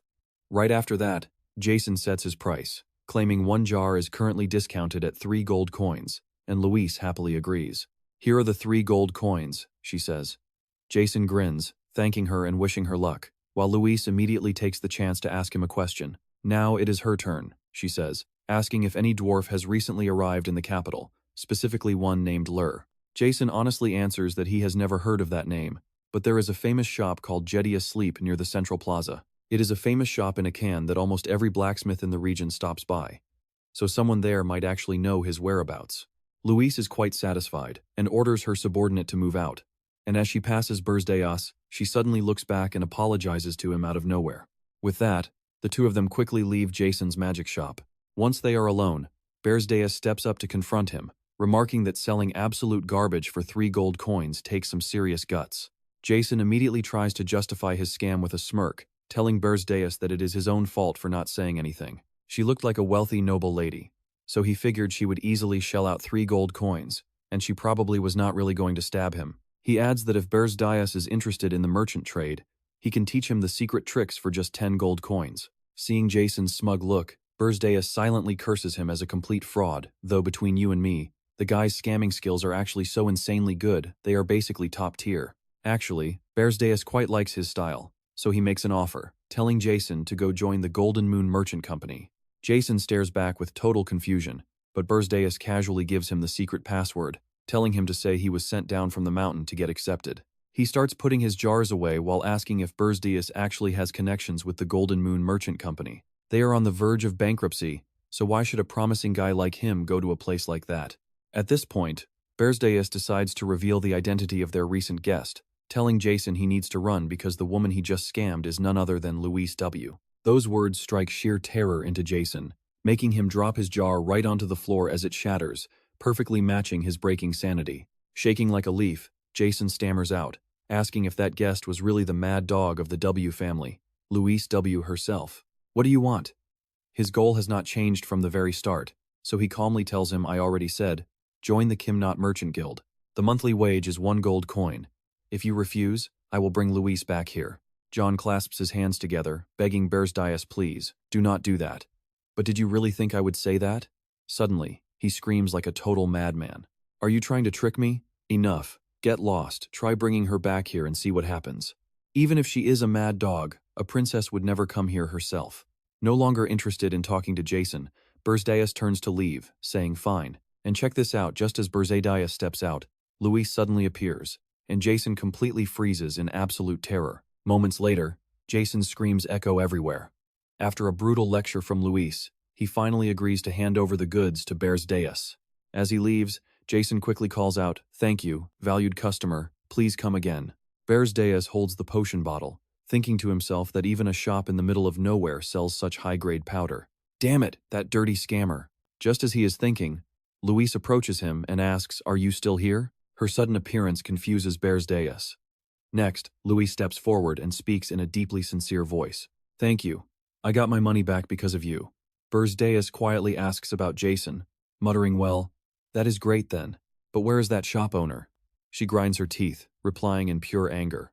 Too bad he is from another country, so I could only teach him a light lesson. I really should have ripped his heart out. Her subordinate stands nearby, practically crying from fear, thinking that the little princess is throwing a fit again. Berze Deias, knowing Luis all too well, silently sighs her temper is just as awful as ever. Ripping hearts out? Once he gathers his thoughts, Berze Deias speaks up, asking her if they are currently searching for a man named Lur. Is he a blacksmith? Luis immediately fires back at Berze Deias. Do you know him? Where is he? He pulls out a necklace and asks her, does this have anything to do with him? At a single glance, the old man recognizes the necklace as one of the very first items Lur made in his career. Sensing his chance, Berze Deias quickly spins a clever lie. 2 months ago, I ran into him in the Omos forest. He looked starving, so I shared some of my food with him. He thanked me and gave me this necklace. It looked like a master's work, so I decided to keep it. Louise completely buys his story, her face filling with shock. Trembling with emotion, she clenches her fists and says, "I have bothered you once again. I want to treat you to drinks for 5 straight days."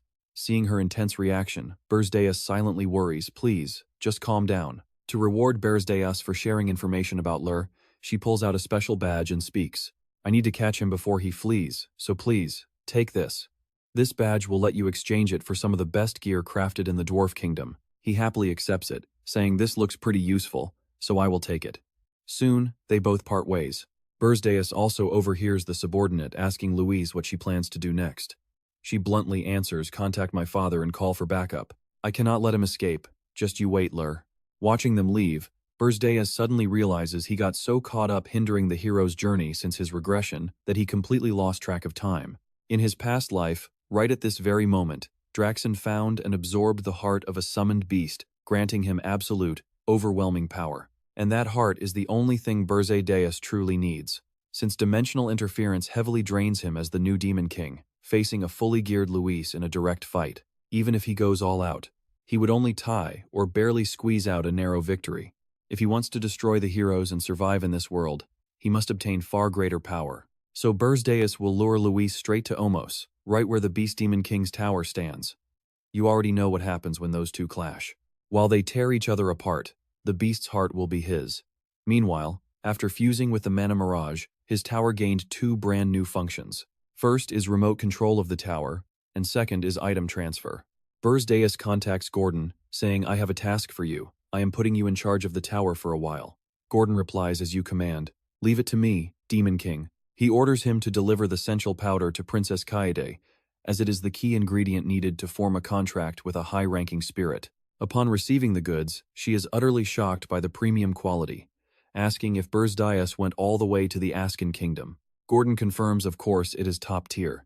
The Demon King secured it himself, so make sure to use it with absolute care. Berze Deias also instructs him to keep Princess Kaede on the 4th floor and train her in swordsmanship so she can unlock her true power, provided she behaves. I will check her progress when I return. Meanwhile, Kaede fiercely swings her sword toward Gordon. "I will make you regret training me." Gordon calmly replies, "Beat me just once before you start talking like that." Next, he must set up the Hell Forge on the 1st floor and have Lur reinforce it. When Lur sees it, he is absolutely thrilled. "Good heavens, what is this? I have never seen a forge like this before. How does this thing even work? And what is this part over here?" The cooling system looks like a living creature. You should be grateful for the Demon King's generosity. "Yes, of course. I will craft the ultimate items for him." Berze asks about the orcs. "How are they doing?" Gordon reports back. 3 tribes are now united, doubling their total numbers. The orcs are finally mature enough to hunt almost any monster in the mountains, earning the Demon King's praise.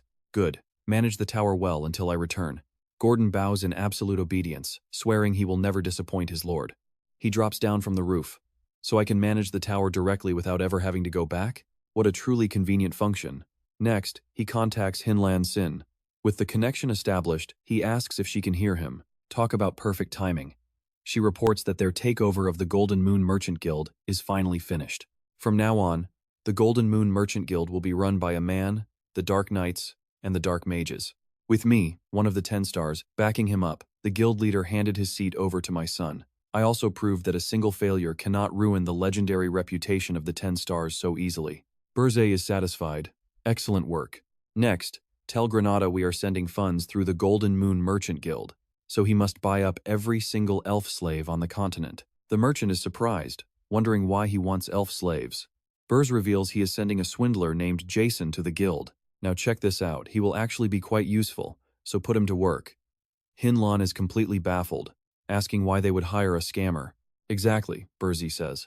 Meanwhile, a bruised Jason is hiding under a desk, trembling violently as he overhears the terrifying conversation. He is the bold swindler who actually scammed Princess Louis. I have already gathered all his personal information. If he does not show up within a single month, I will have my assassins wipe him off the face of the earth. Hearing this, Jason bursts into tears, desperately covering his mouth to muffle his sobs as the room door suddenly flies open, letting in the light. Berze departs, leaving the dark room completely bleak. Elsewhere, Granada is stunned by the news. asking if the Lord truly wants to buy all his people. At the Hotenwalk training ground, the elves are training hard, and Granada promises to speed up their progress. Yes, understood. I will gather them as quickly as possible. Saving his people is great news, but dragging them into the Demon King's grasp makes him worry. He assumes the Dark Lord wants to use them as spies just like him. Did the Demon King assign this task on purpose? Suddenly, one of the trainees asks the vice captain why on earth they have to learn elven swordsmanship. Alaric sighs, how should I know? When that ancient fossil of a captain gives orders, we just have to follow them. He keeps bragging about living for over a century. The recruit then whispers that their captain seems completely distracted right now. Why don't we just run away, vice captain? Another member chimes in, reminding Alaric that he was their original captain before Granada took over. If you leave, we will follow you. While Granada is deep in thought, those 4 idiots are already trying to sneak away. But Granada finally makes up his mind. Compared to living in misery as human slaves and dying in chains, serving the Demon King is a million times better. With a smirk, Granada snaps his fingers. A chill runs down Alaric's spine as thick vines suddenly wrap tight around his body. He begs the captain to stop and not humiliate him in front of the boys. Why is it only me? He cries out, while the other runaways panic in absolute terror. Hinlan connects back, asking what that noise was. Granada reassures her it is nothing, then wonders what the Demon King plans to do next. Who knows what the Lord said? Hinlan mutters. He mentioned finding some treasure, which leaves Granada completely stunned. Cutting over to the Omus rainforest, Princess Louis has already arrived. Her subordinate quickly reports that they have just received an official ultimatum from the local forest dwellers. They demand their immediate withdrawal, making her snap in anger since she still has not found that absolute bastard yet. He sighs, pointing out they have searched every single area Omus permitted them to enter. Louis shakes her head. There is still one place left. Her assistant gasps, realizing exactly what terrifying spot she is hinting at. Look at her face here. Her eyes lock onto the Beast King's mountain. Terrified, her subordinate begs her to stop, warning that entering the Beast King's territory is suicide. But Louis is a gambler. She scoffs, claiming those wild beasts would never dare lay a single finger on her. If they dare touch dwarven royalty, they will face war from every single nation that relies on dwarf-made weapons. 200 years ago, a fool crossed a dwarf prince, and even a mighty Demon King was wiped out in a single crusade. With such a heavy precedent, they will not dare step out of line. Yet her advisor worries that Jason might have scammed them and is not even there. She refuses to listen, insisting that the rat could easily be hiding out here. This is an order. Follow me, or I will twist your heads off myself. With no choice left, he reluctantly obeys her. An urgent alarm echoes in the tower. My lord, we have a massive crisis. A scout rushes in, reporting that Princess Louis of the Dwarf Kingdom is marching toward the Beast King's mountain. Draxon is shocked. What? Why is that crazy princess suddenly coming here? Pure mana is sleeping deep beneath the volcanic lava. It is a mysterious, legendary power that I would never trade, even for 10,000 spirit flowers. Once I absorb that energy, the ultimate power will be mine. The excavation is already in its very final stages. Why does it have to be right now? Draxon immediately orders his men to block her. Do not let that princess get anywhere near here, and under no circumstances can we kill or severely injure her. Victoria finds herself in a tight spot. I am afraid that will be quite difficult, sir. He snaps back. What did you just say? Someone is already blocking Luis. Have you lost your mind? Luis of the Dwarf Kingdom. This is the Demon King's territory, so trespassing is strictly forbidden. The palace warned you about this, did they not? You risk being slaughtered by the Demon Clan. This arrogant guy is Max, the second prince of Omut. Luis sneers as if they would ever dare to touch me. Out of my way, I am not leaving until I find the lower. Max just laughs. No, you dwarves really are quite foolish, are you not? During the Great War 200 years ago, the kingdom of Jespin, right next to the Demon King's castle, made a fortune selling war supplies to the heroes. As a result, Jespin used those massive profits to fuel their growth into a powerful empire. If you die here at the hands of the Demon King's servants, won't history repeat itself? For the kingdom of Omut. Luis growls, you bastard, as Max charges forward. Now it is our turn to profit. Wipe them all out. For the prosperity of Omut. Her shield-bearing soldiers quickly form a defensive wall around Luis. Luis taunts them, whoever wants to die. Step right up, you cowardly monkeys. Over on Draxon's side, the news comes as a shock. The dwarves are about to get wiped out? No, we must stop this. Those Omut bastards, they want to murder Luis and pin it on me. If that happens, it will trigger an all-out war just like 200 years ago. Deploy the monsters and demons immediately to stop them.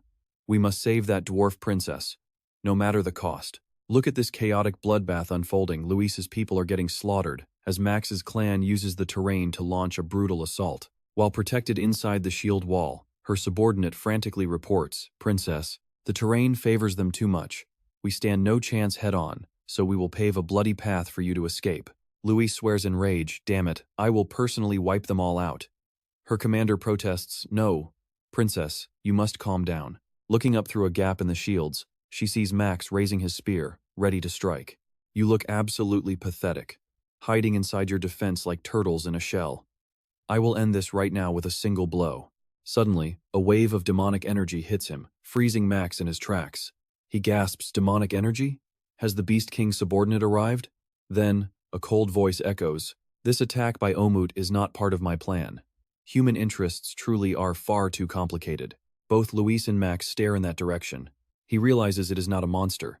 The newcomer is actually Bill. He is wearing a magic mask that completely hides his identity. Bill coldly declares, "You will die right here." The Prince of Omut, Max, barks out, orders a high demon, "Kill the princess while I handle him." His clansmen shout in agreement. But before he can even process the situation, someone charges in like a flash of lightning. Max stands there completely frozen, unable to process what is happening. Luis cannot tolerate such a direct insult. She screams, "How dare you look away from me?" He stands defenseless. She is absolutely furious, radiating pure bloodlust. Max regrets his arrogance too late, wondering how on earth a dwarf could be this fast. And just when he thinks he can take her, magical energy binds him like a rope. Talk about a major reality check. He bound me with magic? Damn it, how could he catch me so easily? Just like that, Luis slices him completely in half. By the time she lands, Bill is already gone. Luis wonders to herself, where did the demon clan go? The magical energy has completely vanished. Dozens of spears suddenly point right at her. How dare a filthy dwarf attack our prince, kill the murderer of his highness? Luis explodes in rage. "You guys are the ones who attacked first. I will send you all down to join your dead prince." Her loyal guards raise their guns all at once to shield her, shouting, "Do not let them near the princess." They shout in response. Standing far away, Bill watches the smoke rise, muttering, "I doubt a princess like you would die here." Luis Verfix. "Now, take the bait, Beast King." He shifts his gaze toward the ancient tower hidden deep in the rainforest. Back at the Beast Tower 5 minutes ago, a massive wave of magic enveloped the entire area. Draxen felt it, stunned, while Victoria froze. The Demon King. Draxen realizes this magical signature is not from his own servants. Another demon lord has sent someone into his territory. Given this scale, could it be an elite or a high demon? Draxen thinks to himself, just as the dwarf princess and the prince of Omut are clashing, other demons are infiltrating my borders? The timing is too perfect. I must go inspect this myself. Arriving at the scene, he demands, "What about the dwarf princess? What happened to her and those intruding demons?" The magic beast replies, "Forgive us, Demon King." But by the time we arrived, Draxen stands frozen in shock. As the report comes in, the princess has been completely surrounded by the soldiers of Omus. "What? No way," he says. "If the attack from 200 years ago repeats itself, we will never stop it." The beast reports that the princess has already been completely surrounded by the soldiers of Omus. "We tried to save her, but Lys had already launched a massive bombardment, forcing our allies to quickly step back." "Stop it," they urged. "This has turned into a complete massacre." The beast continues in deep grief. "The princess handled the entire army by herself, leaving us with absolutely nothing to do. Please forgive our failure." Hearing this confusing report, Draxen gets extremely irritated. "Stop confusing me, you idiot." He snaps, hitting them until they are bruised. They cry out in confusion, "Why are we getting beaten up too?" What is worse, the second prince of Omus was killed by the dwarf princess. What should we do with the surviving warriors of Omus? He thinks to himself, if I execute them, their kingdom will surely blame me for assassinating their prince. "Those damn dwarves," he mutters. This was a perfect chance to gather magical energy, but kidnapping and murder are completely different crimes. Although Omus is just a pretty small nation, if they go completely crazy over their prince's death, it will become very troublesome. Draxen orders release them and let them live. Those fools need to report exactly what happened, so I do not get blamed for things I did not do. The beast quickly obeys. Draxen then asks, "Have you found the demon who dared to infiltrate my territory yet?" They desperately plead guilty, admitting they still have not. He sighs in frustration, "You useless fools. Why can you not use those brainless heads of yours instead of just smelling bad?" The beast cowers, saying, "We are deeply sorry, Lord." Draxen releases his ultimate sensory skill. "No, If it is a high-ranking demon specializing in stealth, it is only natural that they could not find him. It has been a really long time since I last used this technique. Ultimate Senses. It is a powerful skill that maximizes his senses by focusing magical energy directly into his sensory organs. Once active, he can instantly detect even the faintest traces of hidden stealth magic. He finally tracks it down. He mutters, "I see it now, the trace of an unfamiliar demon. If this bastard is following the dwarf princess," he thinks. A streak of red energy shoots toward the distant mountains as Draxon asks, "So where did the dwarf princess flee to?" A beast points the way she ran in that direction. The red energy slams into the mountain, causing rocks and earth to explode. Draxon is completely shocked. That bastard, is he a demon king? Only now does he realize that this was all a trap. From the dwarf princess and the prince of Omus, to the sudden release of magic earlier, this was all a clever plan to lure me away from this volcano. No, not a high-ranking demon. The true goal of the Demon King who sent that high-ranking demon here is the very cave guarded by the magical beasts. While others handle the transportation, the cart-pulling beasts are constantly moving in and out of the dark cave. And now, we see him finally reach the heart of the magical beast. Just look at that lava boil. Berze Deias thinks to himself, this is definitely no ordinary lava, since the Demon King's intense magic radiates all the way down here. No matter how strong Draxon is, jumping straight into this would be absolutely impossible for him. That is exactly why they are secretly working on a construction plan to drain this massive layer of lava. But that is not a problem for me, because the scales of the black flame dragon allow me to walk right through the lava. Suddenly, a fierce tiger lunges from behind, its sharp claws tearing the earth to shreds. He gasps in surprise, "Can a mere demon really sense me from this far away?" The tiger speaks up, "You are the Demon King." Before it can finish, Berze Deias smiles coldly, dragging it down as he says, "Let's go down together." Intense flames engulf the tiger as it is thrown into the pool. It struggles wildly, screaming out, "Let me go." Berze Deias stands high above, watching the lava splash. Berze Deias recalls that in his past life, after this bastard Draxon absorbed the heart of the magical beast, his healing ability became insanely powerful. Back then, I always wondered what kind of beast he had actually absorbed.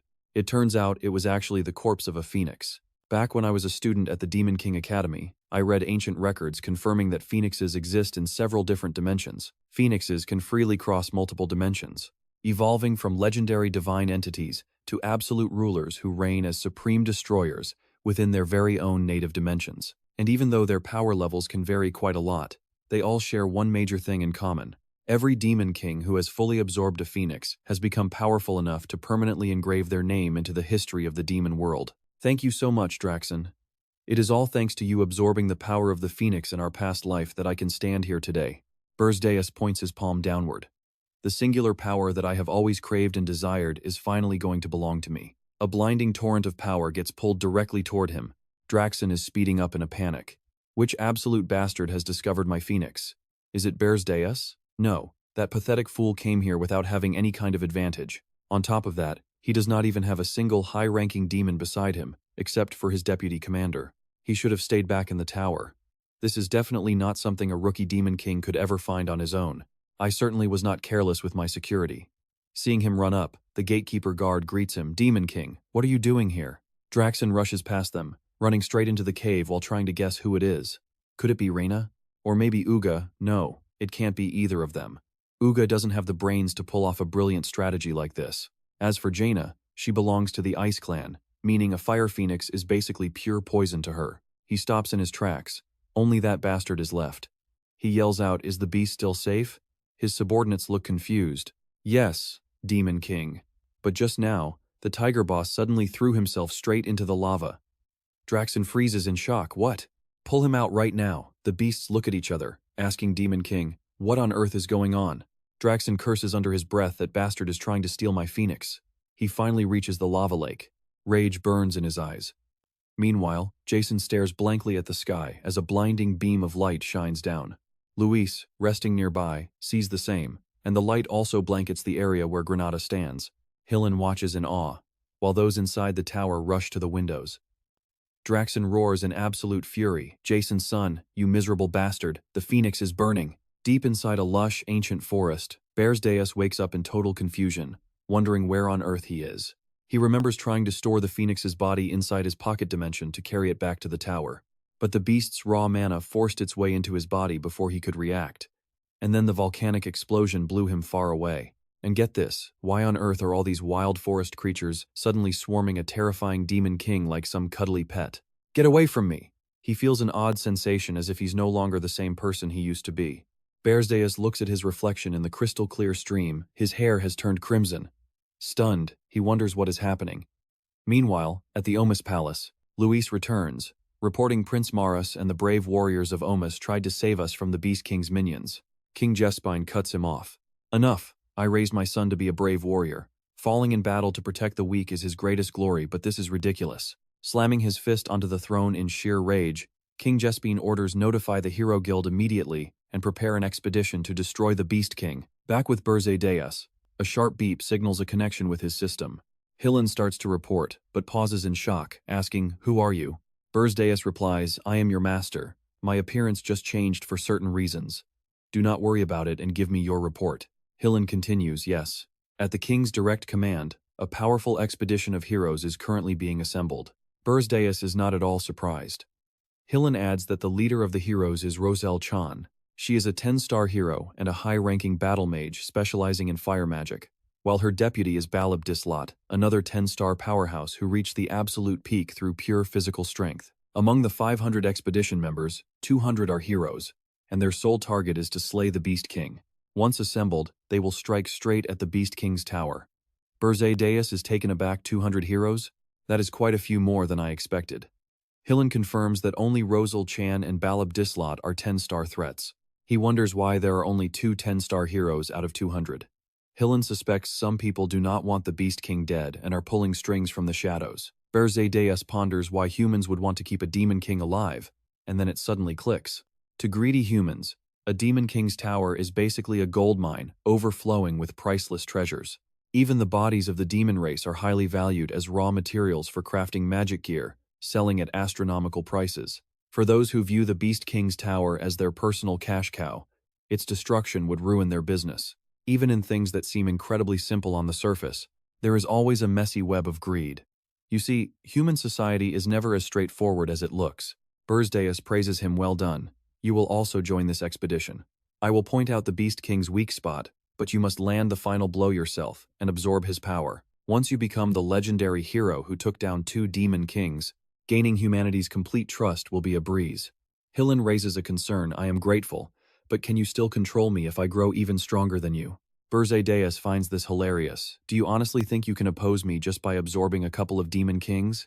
Hillen smiles nervously, promising to handle it. Berze Deias cuts the link. "All right, it is time for me to head back. Is that you, Gordon? Go ahead."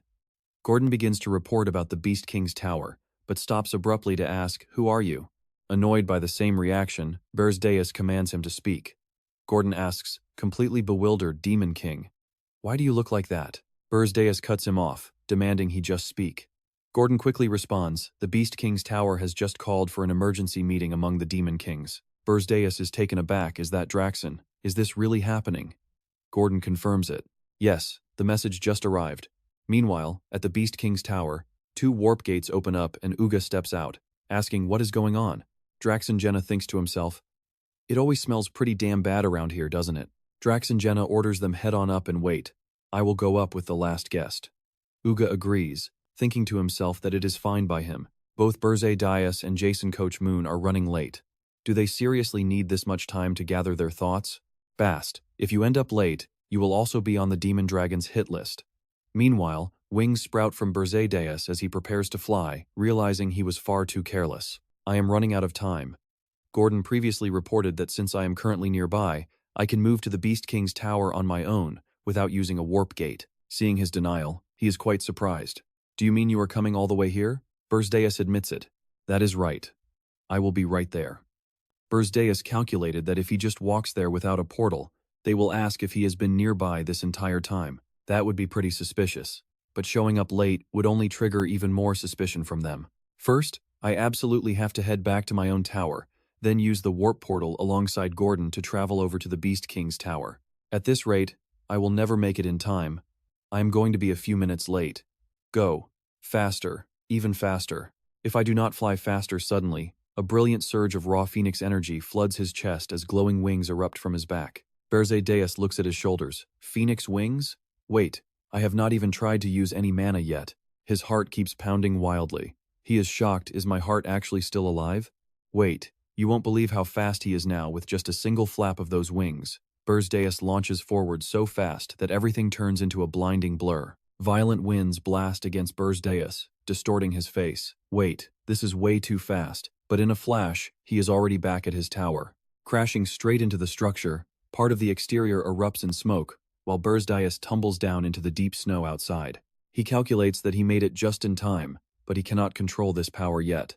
He must be extremely careful until he fully tames this phoenix. He connects to Gordon's screen, asking if he is ready, as the phoenix has exhausted all its strength and fallen fast asleep. He replies, "Wait, are you actually on the first floor?" Berze Deias answers, "Yeah. Get down here right away. We are warping to the Beast King's tower." Meanwhile, the scene shifts to the Omus royal palace. The crowd is whispering in absolute awe. Is that really Lager? The prodigy who mastered every single type of magic at just 5 years old? Is that Lager, the ultimate idol of the magic tower? This is my first time seeing her in person. I wonder if I can get an autograph. How on earth can you make such a massive fuss over another hero like that? Several people walk up to chat. Lager, it is an absolute honor to fight alongside you. This is the proudest moment of my entire life. Man, these guys are totally blocking my way to greet her. Lager, the captain of the Blazing Fire Squad, says with pure contempt, if you are done talking, then get lost. You useless bunch. Her teammate whispers nervously, begging her to watch her words. Our squad's reputation is being completely ruined. Lager shrugs indifferently. What did I even do? They are literally just a bunch of completely useless trash. What else do you expect me to do? How do you think we can even raid the tower with those completely incompetent fools? Those people leave with broken hearts. But wait, here is where the real tension builds as everyone suddenly turns to look in one direction. Hinlan's sudden appearance immediately triggers a massive wave of gossip, with everyone wondering if Hinlan is also participating this time. Look, it is the 10-star hero who took down the Lust Demon King. Even though he failed in the recent expedition, he is still a powerful 10-star hero. He steps right up to her, holding out his hand. Long time no see. Lager, I am here to help out with the expedition too. Lager sneers. You really have no shame, do you? You pathetic loser. Are you no longer wearing that absolutely disgusting ring of yours? No elves here, so you finally took it off? Hinlan forced a stiff smile. We should probably talk about that another time, he thinks, screaming internally because this is the hero who knows exactly how he defeated the Lust Demon King. And if she speaks up, his reputation is utterly ruined. If it were not for the Demon King's direct orders, we would never have crossed paths at all. Lager stands up regardless. I am taking down the Beast King myself, so do not get in my way with those filthy hands of yours. Hinlan just grins. Sure, of course, he says, but internally mocks her. How hilarious. The Beast King's head is absolutely going to be mine. A warp portal opens as Berze Deias finally arrives, with Jason Coach Moon stepping out right beside him. Drax and Jenna steps up to welcome them. Jason Coach Moon and Berze Deias, you are right on time. Let's head inside for the full details. On the outside, Berze Deias keeps his cool, calm expression, but internally exhales a massive sigh of relief that he is not late. They head to the top floor. Uga speaks up. What could possibly be so damn important that you had to call an emergency meeting like this? Jason Coach Moon chimes in. I heard the heroes have gathered at Omus. Does this meeting have something to do with that? Drax and Jenna get straight to the point. Since you already seem to know a bit, I will lay it out straight. One of the Demon Kings present here sent a high-ranking devil into my territory to steal the phoenix carcass I was preparing to absorb. And not only that, that bastard even caused the death of second Prince Omers and triggered the current hero expedition. Uga Belvec quietly thinks to himself, did Draxen actually hide a phoenix? He continues, maybe he also killed the dwarf princess. And maybe he is planning to launch a full-scale invasion across the entire continent. Rena Sen feels getting her spirit beast stolen like that is pretty foolish. Jason is deep in thought too, but purposely triggering the hero expedition is clearly a murderous move. Draxen sneers. It seems someone among you is trying to get rid of me, but I will not go down alone. To kill that damn traitor, I will buy the black box key.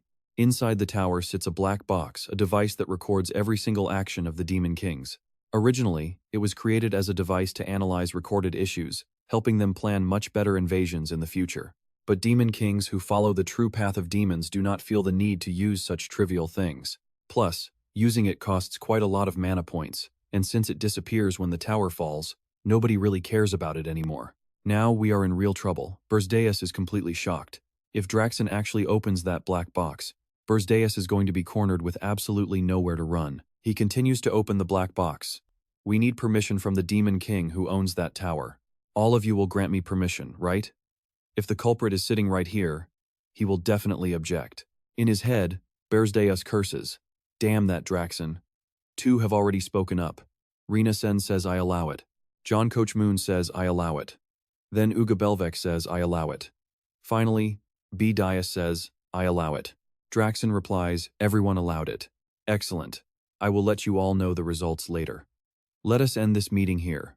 As far as Berze Deias knows, the black box key is a single-use item costing 9,999,999 points, requiring massive mana. Since Draxon is about to face the hero party, he won't risk his own life by investing a huge amount of mana points into the key right away. But if the hero expedition fails and things calm down, he will immediately buy that key to open both his box and Jason's box. So before that ever happens, I must destroy Draxon. Returning to his tower, Berze Deias announces I will run a pretty quick inspection of the tower before leaving. Gordon reports that everything is fully prepared. Berze Deias decides, fine, let us start inspecting from the first floor. Gordon replies, yes sir. On Berze Deias' first floor, Lower stands on a massive cannon, excitedly asking, how does it look, Lord? My lord, this is a magic cannon forged in the Hellfire Forge, named Hell Launcher 1. Just look at this incredibly majestic and beautiful design. It is a true masterpiece, unlike anything I have ever seen.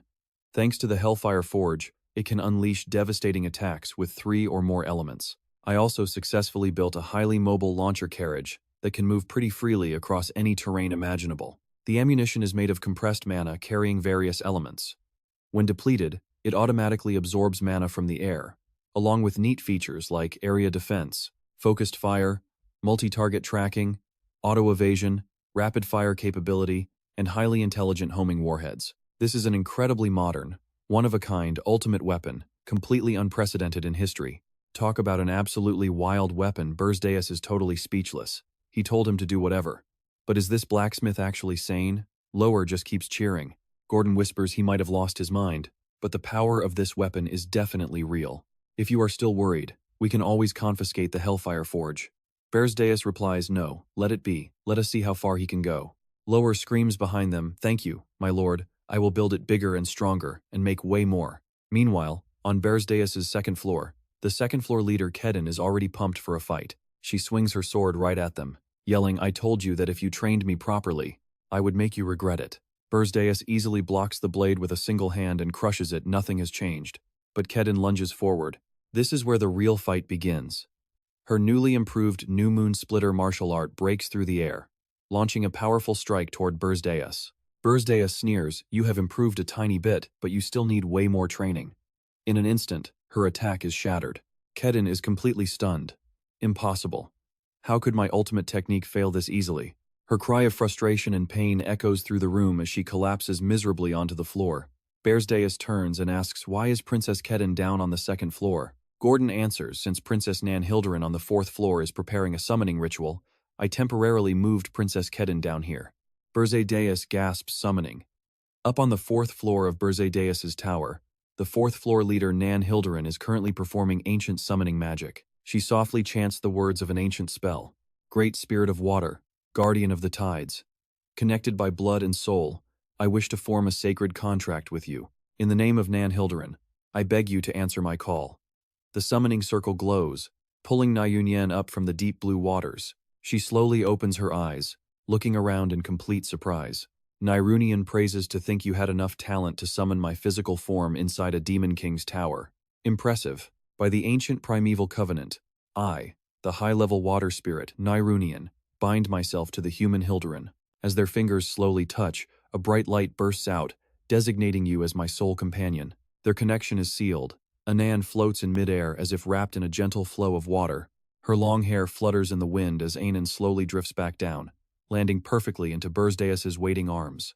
Waking up to see him, Anan is quite surprised and asks if he is the Demon King. Berze Deias just smiles. I almost missed this show. Great job. Anan humbly replies that it is nothing, all thanks to the Xian set the Demon King found. She softly confesses, I love you, Demon King. Realizing what she just blurted out, Anan panics and quickly denies it. No, I did not say that. Please believe me. Even though it sounded like my voice, I did not actually say anything. He dryly reminds her that she just summoned a pretty troublesome spirit. Nyrunian acts super embarrassed. She totally let it slip, but she really does love him. The high-level water spirit, Nirunian, obsessed with romance novels and forbidden love, only now notices the situation. Wait, what? Did you figure it out? Honestly, seeing this high-level spirit instantly turn into a hardcore shipper is just hilarious. While Aren blushes, Berze Deias is speechless. Anon screams out, "What on earth are you talking about?" Her cheeks turn bright red as she stammers about dating the Demon King. Nirunian continues to tease her, saying the rumor of the Demon Princess and her pure love has already spread all across the spirit realm. And honestly, who could ever ignore such an absolute masterpiece of a romance? So when is it official? Or are you both still stuck in the talking stage? Anon quickly cuts in, "That is enough. Just go back already." She complains about being treated so poorly after finally being summoned, but Berze Deias steps in with a pretty cold tone. "Wait a minute." He asks high-level spirit Nirunian, "How do I look to you right now?" She replies, "Like a handsome demon king destined to be with his princess, of course." Berze Deias asks again, his hair suddenly shifting to a light pink color, "How do you see me now?" Nirunian is totally shocked by what she sees. "See that? Just a moment ago, you looked like a massive clump of demonic energy. But what is this pure mana flow? Are you actually a spirit instead of a demon king?" Since his disguise can successfully fool a high-level spirit, the other demon kings and even the heroes will never be able to tell him apart. With this, I might even be able to defeat the Beast King with my own hands. Hearing this, Aren is left completely stunned. "Are you really going to destroy another demon king?" Decision made, Berze Deias flies off, leaving Gordon absolutely losing his mind. "Demon King, are you actually serious right now? What kind of demon king goes around hunting down his own kind?" Berze Deias calmly answers, "I already explained this before. He already warned them before leaving. I will go out and be right back." Sensing something is off, Gordon asks where he is going. Berze Deias casually replies to kill Draxon. On pure instinct, Gordon blurted out, "Yes, please travel safely." Finally realizing what Berze Deias just said, he screams, "What kind of explanation is that? I do not understand any of this at all." Berze Deias dryly replies, "I honestly thought you had stopped questioning my decisions by now." But Gordon argues that this situation is somehow completely different. Breaking a few rules is one thing, but what if the other demon kings find out about what you are doing? He replies, "Exactly. If I do not take down Draxon before he opens that black box, then I will be the one who gets wiped out." Gordon is still worried. "I get your reasons, but this is still way too dangerous. You still have not overcome the spatial energy of Aren. Pay close attention here, because this rule changes the whole game. By natural law, all different dimensions completely reject each other. A dimension will fiercely resist any outside intrusion, ruthlessly crushing those intruders with intense spatial energy. Any demons suppressed by this raw energy will end up becoming significantly weaker than they ever were in the demon realm. That is when the chosen heroes of that dimension step in to easily wipe out these weakened invaders. That is the natural balance of our world. To successfully bypass this spatial resistance and complete an invasion, the massive Demon King towers were built. This tower links the demon realm with the Demon King and his demons through raw magical power. By reinforcing the tower using magic points, you can draw a lot more energy directly from the demon realm. Because of this, a Demon King can gradually reclaim his original power. In other words, the tower's height literally represents his total strength. Gordon continues, "The further you get from the tower, the less magic you actually receive, which means you will naturally grow a lot weaker. Plus, the Beast King's tower is already 13 stories high, while yours is only at floor 5. I really hate to have to say this to you, but even for someone as powerful as you, there is absolutely no guarantee of victory inside the Beast King's own tower." Berze Deias expected this, "I know. Even though I absorbed the Phoenix's heart, I have not fully adapted to its power yet. At my current level, basically any of the other Demon Kings will be highly formidable. But that is only if I were to act completely alone." Gordon gasps, realizing what he means. "Wait, no way." His hair shifts back to pink. "That is right. Using the name Fra, I will personally join the heroes on their conquest." Berze Deias has just arrived in Omus, where a giant monster lies dead while Hung's party is surrounded by vicious beasts. "They actually chased us all the way here," someone yells, "but only weak demons are left, so cover each other and retreat." "Look, the demons are starting to retreat. Quick, treat the wounded."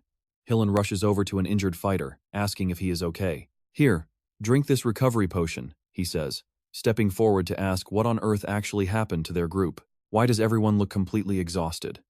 He turns to see a dazed Hillen, but Berze Deias quickly interrupts, telling him to just call him Fra. The young man explains that right after they managed to gather enough top-tier heroes for the raid, They immediately set out to launch their assault on the Beast King Tower. And just like you said, we targeted the Beast King's tail, which was his only weakness, allowing us to weaken him quite a bit. But then, Hillen had screamed out in sheer panic, because Logar was severely wounded during the battle, with blood pouring from one eye. Glancing in terror toward the battlefield where Draxen had joined the fray, Hillen explains that Logar was very heavily injured, so he had to carry her on his back as they beat a desperate retreat, ending their legendary campaign in complete failure. Berze Deias realizes the grim truth, thinking to himself that his entire master plan is now completely down the drain. Hillen adds with a sigh that despite their defeat, they still managed to deal some pretty massive damage. The Beast King will need plenty of time to recover from that heavy wound, and they also took down tons of demons. Berze Deias quietly rejoices because this means they still have time to launch another strike before Draxen can restore his tower. Wait, hold on a second. Logar got hit? What on earth was that coward Disrod even doing? Wasn't his entire job to protect the mage? Berze Deias asks, prompting Hillen to curse that absolutely worthless trash Disrod. Logar steps forward, revealing that the coward ran away right before they even attacked the tower. Even Balep Disrod's wealthy backers are the exact same, she adds, since they only care about profiting from the tower, nothing but a bunch of greedy opportunists obsessed with money. Meeting her for the first time, Berze Deias asks if she is Logar, and she replies that he is unfortunately a bit too late to join their campaign. But as you can see, things have gone completely south, she says, prompting Berze Deias to ask if they plan to try again. Logar raises her voice, stating that of course they are, and she will absolutely slay that Beast King herself. After what that monster did to her eye, there is absolutely no way she is going to back down now. Hillen is still worried, pointing out that they have too many wounded, and their healing potions are completely gone, meaning they are in no shape to fight again. Berze Deias just smiles, telling them that is a surprisingly easy problem to fix as he pulls a massive pile of potions from his spatial pocket. If healing potions are what they need, he has got plenty, having prepared them specifically for this very campaign. While these cannot grow back severed limbs, they will absolutely get everyone patched up and ready to fight again. Logar looks at him with intense curiosity, asking who he actually is and why he is helping them. She adds that she can feel an incredibly gentle warmth radiating from him, a pure, clean energy unlike anything she has ever sensed before. How did you even gather this kind of power? She asks.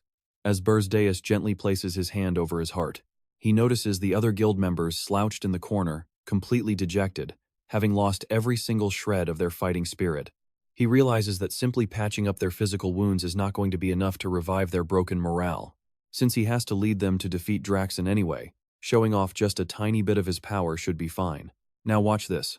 Berze Deias lets his pure energy flare, telling the weary crowd to just quietly follow his lead.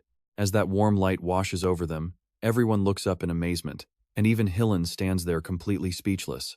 Logar is absolutely stunned, wondering what this incredible power is, before Berze Deias declares he is the master of the Phoenix Fira, here to slay the Beast King. The Phoenix, Logar remembers in disbelief, that mythical spirit from legends, meaning that insane, sky-covering pressure from earlier belonged to this very boy. His raw mana alone easily rivals that of the legendary 5-star heroes, so where on earth did a powerhouse like him even come from? With someone this powerful joining their ranks, the defeated heroes immediately start to regain their courage. The hopeless expressions on their faces completely vanish, and even Hillen stops worrying, as looking at Berze Deias gives them a spark of hope that they can actually defeat the Beast King. Meanwhile, Draxen holds a meeting, grumbling about how rebuilding his tower is going. The mana required for it ended up exceeding all his calculations, he notes, holding a key, which meant he could only afford to buy one single black box key. A black box key, he mutters, deciding to deal with the others later and open this one first. As he inserts the key, a system notification pops up warning of access to another Demon King's black box, which then snaps open. Draxen eagerly watches the glowing projection play out, whispering to himself to see what secrets they are trying to hide. Show me everything you have. No, wait. Is this actually real? The black box is supposed to be completely untouchable, but if this is true, then that explains exactly why he did it. I need to report this to the other Demon Kings right away. But before he can do a single thing, the entire tower begins to violently shake. He panics, yelling out what is causing all this noise, as Victoria rushes in to report. The heroes have already breached this place, my lord, she says. Draxen is shocked, shouting what, as she quickly adds to her report. Even worse, a new 10-star hero has joined the fight. It is Raft, and he is the one leading their vanguard army. Raft is a legendary shield master. Just an hour ago, Things were buzzing as Berze Deias boosted everyone's spirits for the upcoming battle. They shout out to each other, "Yes, let's give it another shot." With the legendary Phoenix on our side, that beast demon king is nothing to fear. Everyone, draw your swords and wipe out every last one of those filthy monsters. The Phoenix is fighting right beside us, and all the demon king's treasures will soon belong to us. You got the exact result you wanted, and their morale is fully restored. But can I really control the Phoenix's mana smoothly when we are right in the middle of a real battle? Honestly, I am still not entirely sure. Berze Deias lands on the ground and speaks to the other two. Either way, having just two 10-star heroes is not going to cut it, and if possible, I want to bring in some even stronger forces. Logger replies, "We are in luck," because a pretty capable hero just stepped forward, wanting to join the active combat. Berze Deias is surprised to see who it is. This is the 10-star hero, Raft. He is the strongest of all shield masters. Leading the charge into the tower, Raft blocks a whole swarm of fast-approaching magic beasts all by himself. You can see why he is leading this absolute revenge mission. Slamming his shield forward, a golden beast head appears, revealing the true and complete form of his legendary weapon. Mana glows brightly from the shield's eyes, releasing an energy blast that sends monsters flying. They cannot even get close to him, completely blown away by that raw force. Raft successfully clears the path. Standing to the side, Berze Deias watches this man, the second strongest among all 10-star heroes. His weapon of choice is an ultimate shield that can easily reflect any kind of shockwave.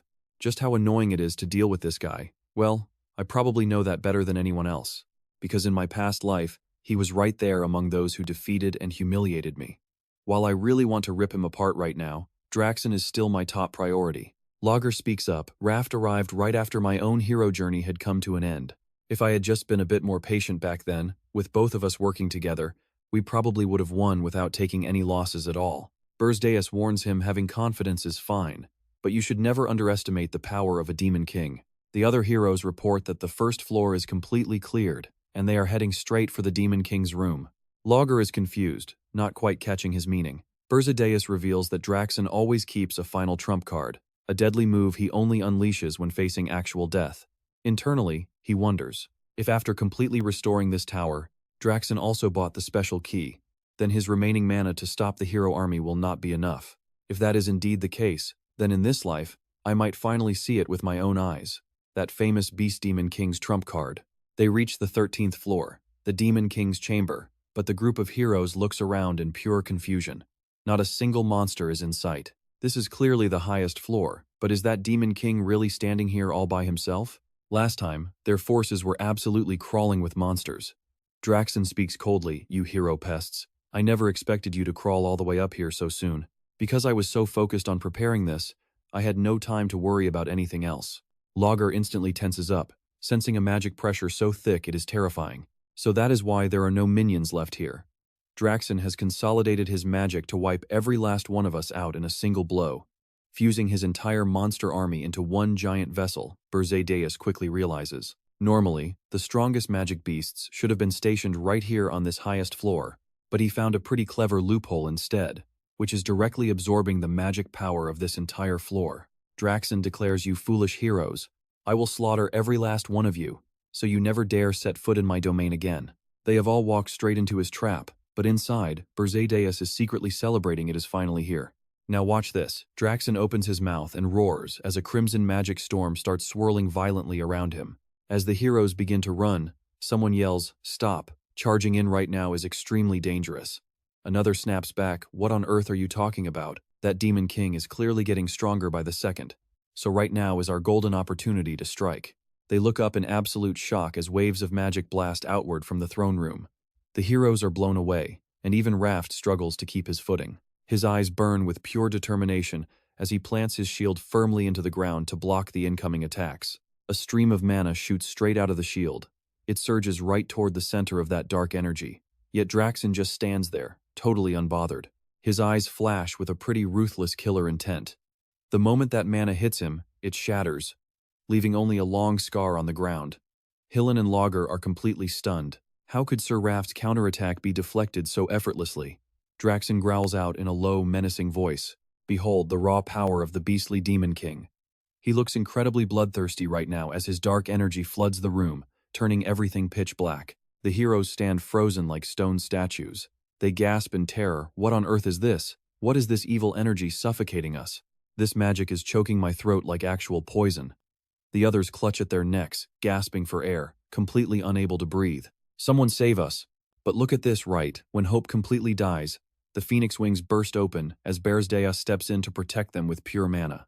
It is the ultimate defensive magic. Protect VR Phoenix. The heroes rejoice. This is indeed the legendary power of the Phoenix. We are forever in your debt, and we will never forget this rescue. Berze Deias panics. If Draxen keeps absorbing magic, this place becomes a sea of fire. He warns them from here on out, you will only get in my way. Do not step a single foot outside of that protective shield. They nod in understanding, yes, thank you so much. Meanwhile, Draxen looks surprised, wondering how anyone is still able to move. It turns out there are 4 of them left standing, and one has a pretty annoying mana signature. His eyes lock right onto Berze Deias in the back. Draxen demands to know who he is. Berze Deias just responds with a challenging smirk, and instantly, the Beast King recognizes his face. Berze Deias. Draxen charges him with absolute fury, screaming out if stealing his phoenix wasn't enough that he dared to trespass inside his tower. While the heroes stay protected by the shield, Berze Deias activates sound-nullifying magic. Within this domain, every single sound is completely under my control. The beast lunges forward in an absolute frenzy. Berze Deias whispers to himself, "You did great, Logger.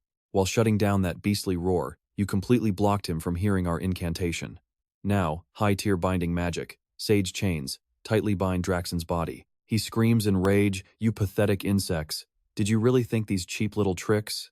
Draxen snaps the chains effortlessly. Could ever hope to stop me? He slams a fist down where they stand, but Berze Deias rides the shockwave backward. The Beast King pursues him hotly, roaring, "This is not a fight. This is a one-sided hunt, and I will rip you to shreds first." Berze Deias mocks him, "Totally calm, sorry. I can't hear you, because you are barking way too loud." Permanent silence activated, target beast. His casual attitude pushes the Beast King completely over the edge. Logger watches in terrible worry as Berze Deias clashes with the Demon King, and look at that clash, it is so brutal, the stone walls are shattering into sharp debris. Logger panics, he's too fast, I can't lock onto him. Hillen reassures her, "Don't worry, just follow Lord Phoenix's orders and prepare to strike. I don't care why you are playing these underhanded tricks. Why waste time trying to understand a bunch of absolute lunatics? But since you dared to show your fangs to me," he suddenly appears right behind Berze Deias. "Don't expect to leave this place alive." Berze Deias glances back at his opponent. He previously noted that the key to killing the Beast King is pure speed. You all saw how insane his reflexes are despite his massive size. That's exactly why we have to pin his legs down and target his weak spot. Hillen worries if they can even keep up, even with lightning speed. Berze Deias replies, "That's not the issue. I will give you the signal at the right moment." He blinks in surprise. "What signal?" Suddenly, Draxen lunges with his claws, yelling, "Got you now, you little pest." But how could his speed match Berze Deias's? He easily slips away and pulls out the Lami orb. Draxen closes in, recognizing the Lami orb. "Did you honestly think a toy like that would actually work on me?" Berze Deias calmly steps back, replying, "It won't work on you. But the Lami orb tells my subordinate exactly where his master is located." He sneers, "So what if they know your position? It's not like you have any subordinates here to save you anyway." But right at that moment, Hillen appears from thin air, slashing down while groaning, "My head feels like it's exploding. Never use that damn orb again." Draxen gasps, "Deias, did you seriously make a hero your slave?" Berze Deias taunts him, "You should try it sometime, it is pretty useful. Well, assuming you actually manage to survive this, of course." The heavy strike slashes Draxen, leaving a massive, bloody gash across his chest. But the wound heals immediately. Draxen laughs, "Did you honestly think that pathetic scratch could stop me?" Suddenly, Logger's magic hits the mark and explodes violently, the brilliant blaze illuminating his monstrous face. Berze Deias had already instructed her to wait for Hillen's opening and strike on his cue. "It is your turn now, Logger. Channel every bit of your power into this. This is Logger's revenge. For her lost eye, she will make this filthy Beast King pay for what he did. I will gather all my mana and wipe you out in a single strike." The ultimate fire spell, Heavenly Light Canon, crashes down on him. Draxen is caught completely off guard, his entire body engulfed in raging flames, while Berze Deias lands to watch it burn. At the same time, a massive explosion rocks Logger's side, revealing a dark figure standing amidst the thick black smoke. Covered in severe burns, Draxen growls through his teeth, "You miserable little brats." Berze Deias is pretty surprised. He didn't expect the beast to survive such a direct hit. meaning this won't be an easy fight. Thirsting for revenge, Draxen roars, "Who do you think I am?" His demonic energy flares up again.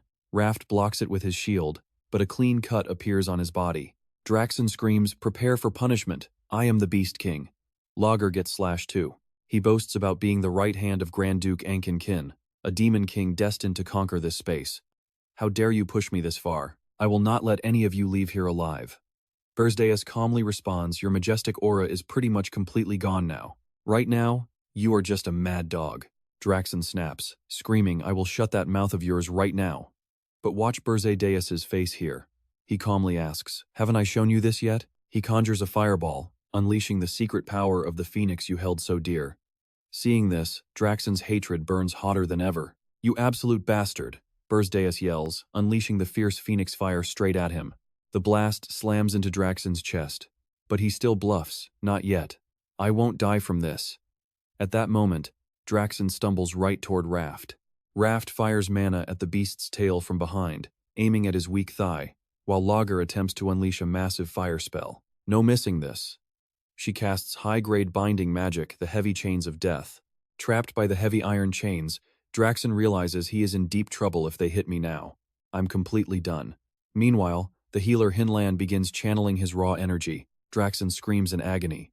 A shockwave of energy like lightning surges through him, leaving Hinlan drenched in the Demon King's fresh blood. He declares, "I will use your phoenix pretty well. Farewell, Draxen." Draxen's severed head flies off, rolling onto the ground. The heroes cheer in pure disbelief. "We actually won. The Beast King is dead."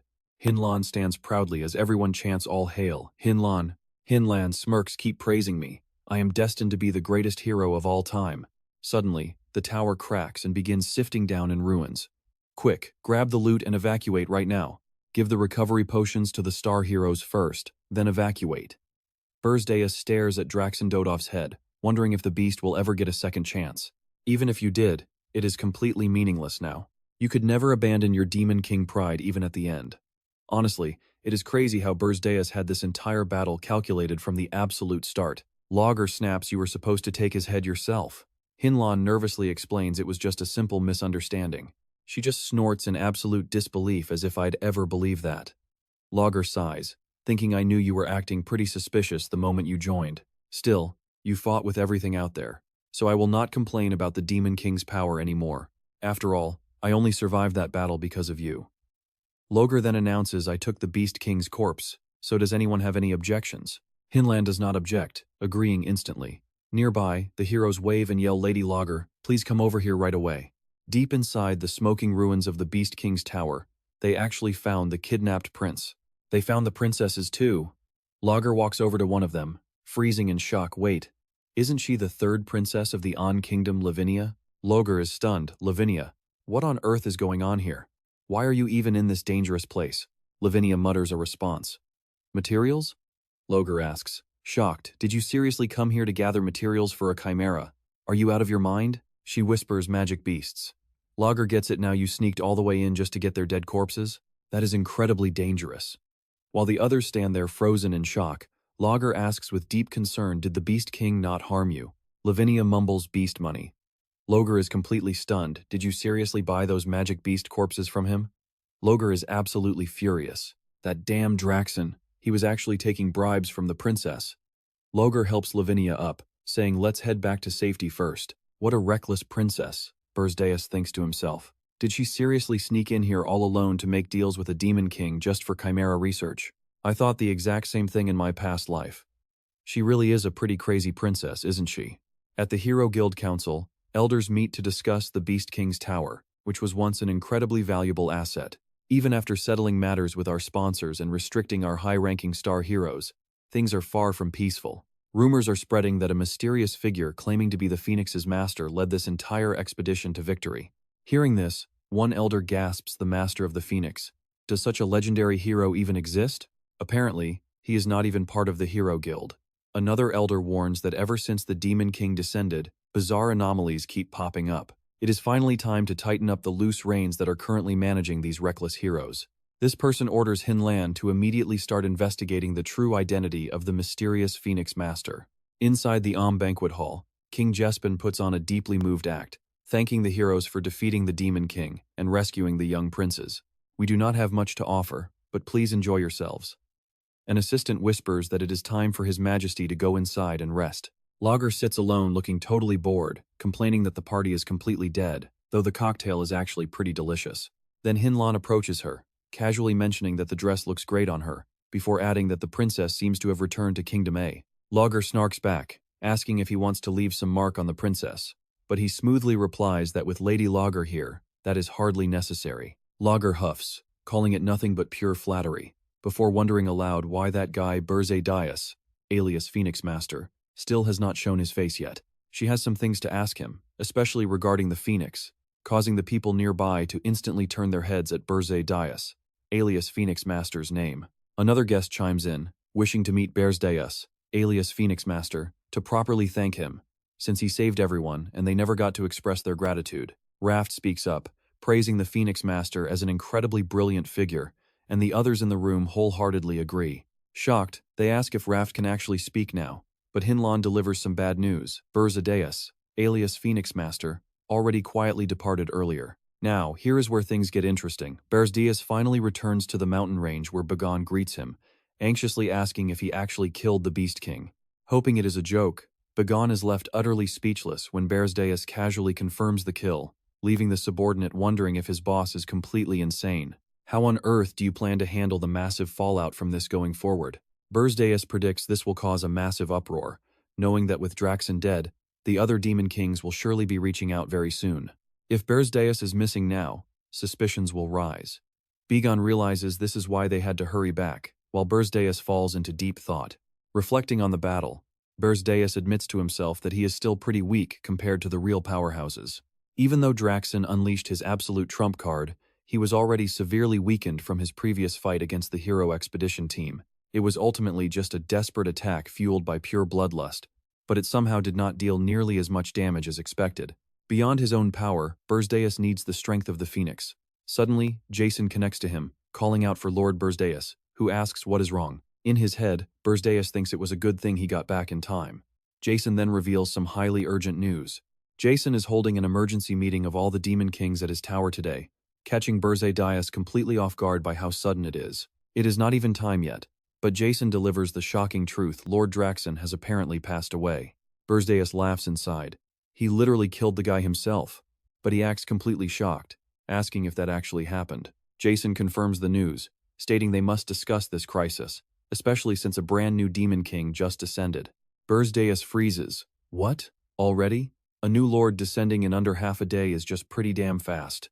Did Aken Blarum foresee Draxon's demise and prepare a replacement well in advance, or is there something even deeper going on here? Fortunately, the black box vanished along with the ruined tower.